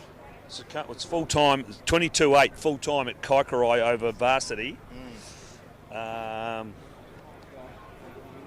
go back and pick up 69-15 Southern over Zingaree, and that may not be full time. Right, so what's going to happen here? So they've finally got their man back on their feet. Yeah. They go to the line out. Dunedin, I was talking about getting 5 points, but you're right, Lee. From them now, it's just about holding on. Yeah, it is. Can't be too long to go in the game. We've got 4:23, might be 5 minutes maybe. Just depending. Great kick. That's a good kick. It's a great kick. To the 10-metre line. Alhambra Union back on attack. What have Dunedin got left? Can they get themselves back into this? They've been very poor. They're back. Where I think they're vulnerable is that the Alhambra Union backs have looked really good. It's a nice line out take too, and a nice line when McCarthy finds a big runner. They go to ground again this time. The Alhambra Union over the top of that, got the ball back, fully dropped it and went it back into the hands of Arthur Allen. That's a good drive from Dunedin. They're looking for ball here. They've gone over the top. No, but Alhambra Union have recovered well. And again, they back to Burrows makes the tackle. Dunedin over the top again. Ball comes back. Levi Emery, McCarthy. They've gone to go wide. They've got numbers. They get it out to the wee man, Malinkagi. He gets hammered, and they're all over that. No, they're not. The ball comes back on their side. Again, they run it up. It's Solomon. They've knocked it on. Dunedin have got it back. Referee says knock on. They just can't get a decision out of John O'Brien in the last 10 minutes. They definitely can't. They're a bit unlucky there, because I think that when he went to play that, he was... I think the original knock on actually came from Alhambra Union. I agree with you, but it's not how he saw it. Now, this is a prime opportunity here. 25 past 4, it's starting to get a bit gloomy here. The crowd's looking a wee bit worried. This would certainly put a damper on the 150th celebrations if they can't get this done, Dunedin.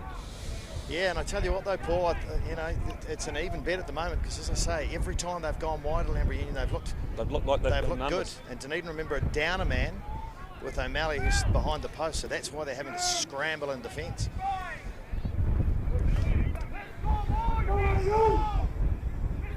This is a solid scrum from Alhambra Union.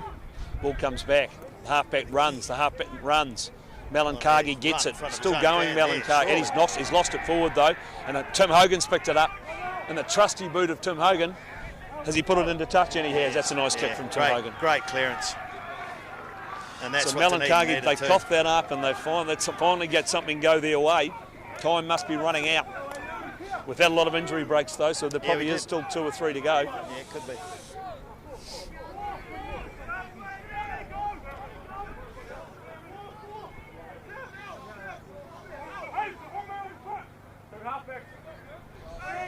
Alhambra Union, Arthur Allen to throw.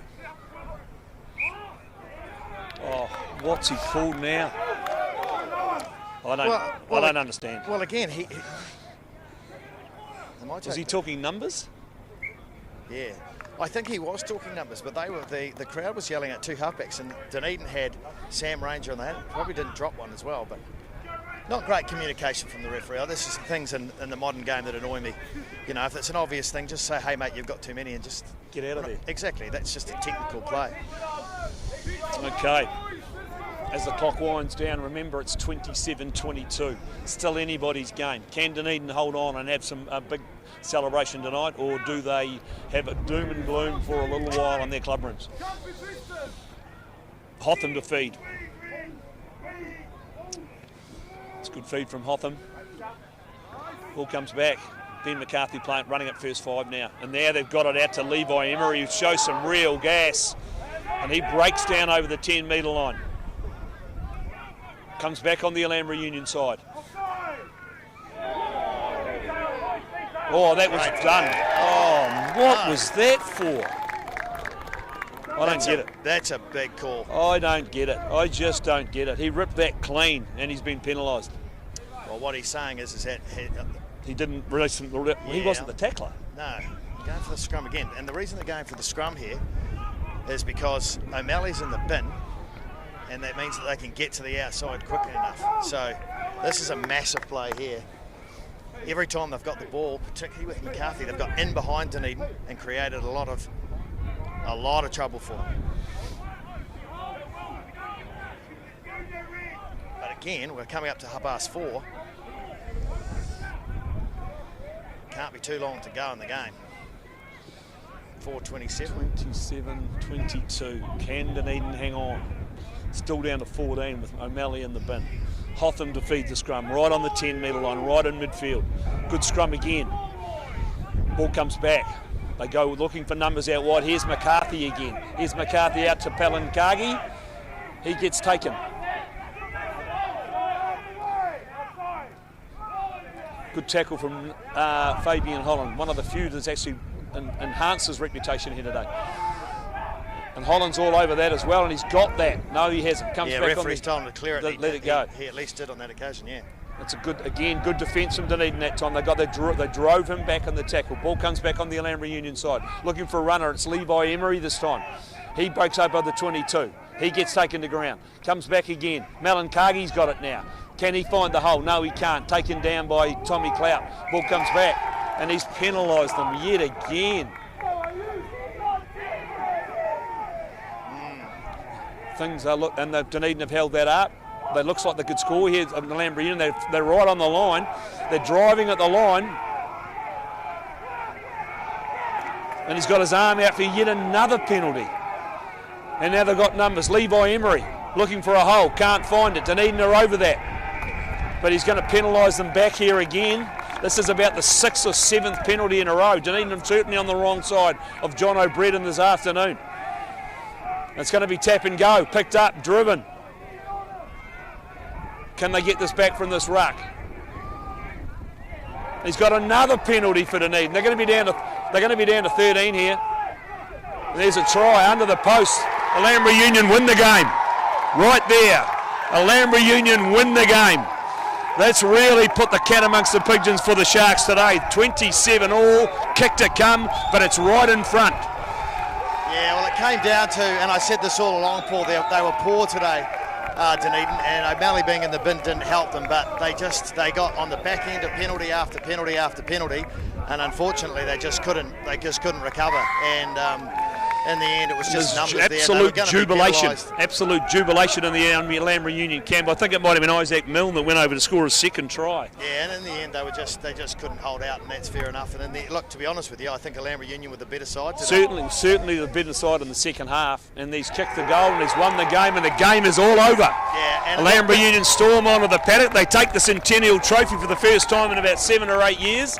And Dunedin are looking dejected. Not a great day for Mark Grieve Dunn to celebrate his 150th game for Dunedin. Yeah, and look, that's well deserved, to be fair, Paul, from Alhambra Union. They were the better side today. I thought they, particularly in the second half, they created a lot more opportunities than Dunedin. They got behind Dunedin. Dunedin were poor. They couldn't get players to the set. They got turned over and they got the wrong side of John O'Brien. And in the end, that's what happens. And unfortunately for them, on their 150th, it was probably their worst display of the year. Yes, and they just couldn't keep their game going. Their line-out misfunctioned, and it certainly sort of underperformed in the first half. They just couldn't hold on. They just couldn't hold on to enough ball. And as you said, they certainly got outplayed in the loose. They just didn't get enough numbers to rucks, and Alhambra Union were good enough to turn over a lot of ball. Yeah, and they didn't make the most. Dunedin didn't make the most of the opportunities. They had a few, and then when they got them, they either knocked it on or they got confused about what they were doing. But I think they'll be mightily disappointed in that, not only in the fact that they lost the game, but I think they'll be more disappointed in their performance today, because it was poor, very poor. And I'll just quickly go to the ODT. What's that? It was 29-27. Yeah, so that's full time. Well, that's full time. So I'd say these are other scores. So 35-30, Green Island over Tyree. So yeah, pretty predictable. Well, maybe not predictable for that one. And then the other games, 22-8, Kike over University. Southern, as we talked about, and then this game here, 29-27. And what was the score at the Green Island game? 35-30 to Green Island. Right, there it is. So my picking is absolutely poor again, Lee.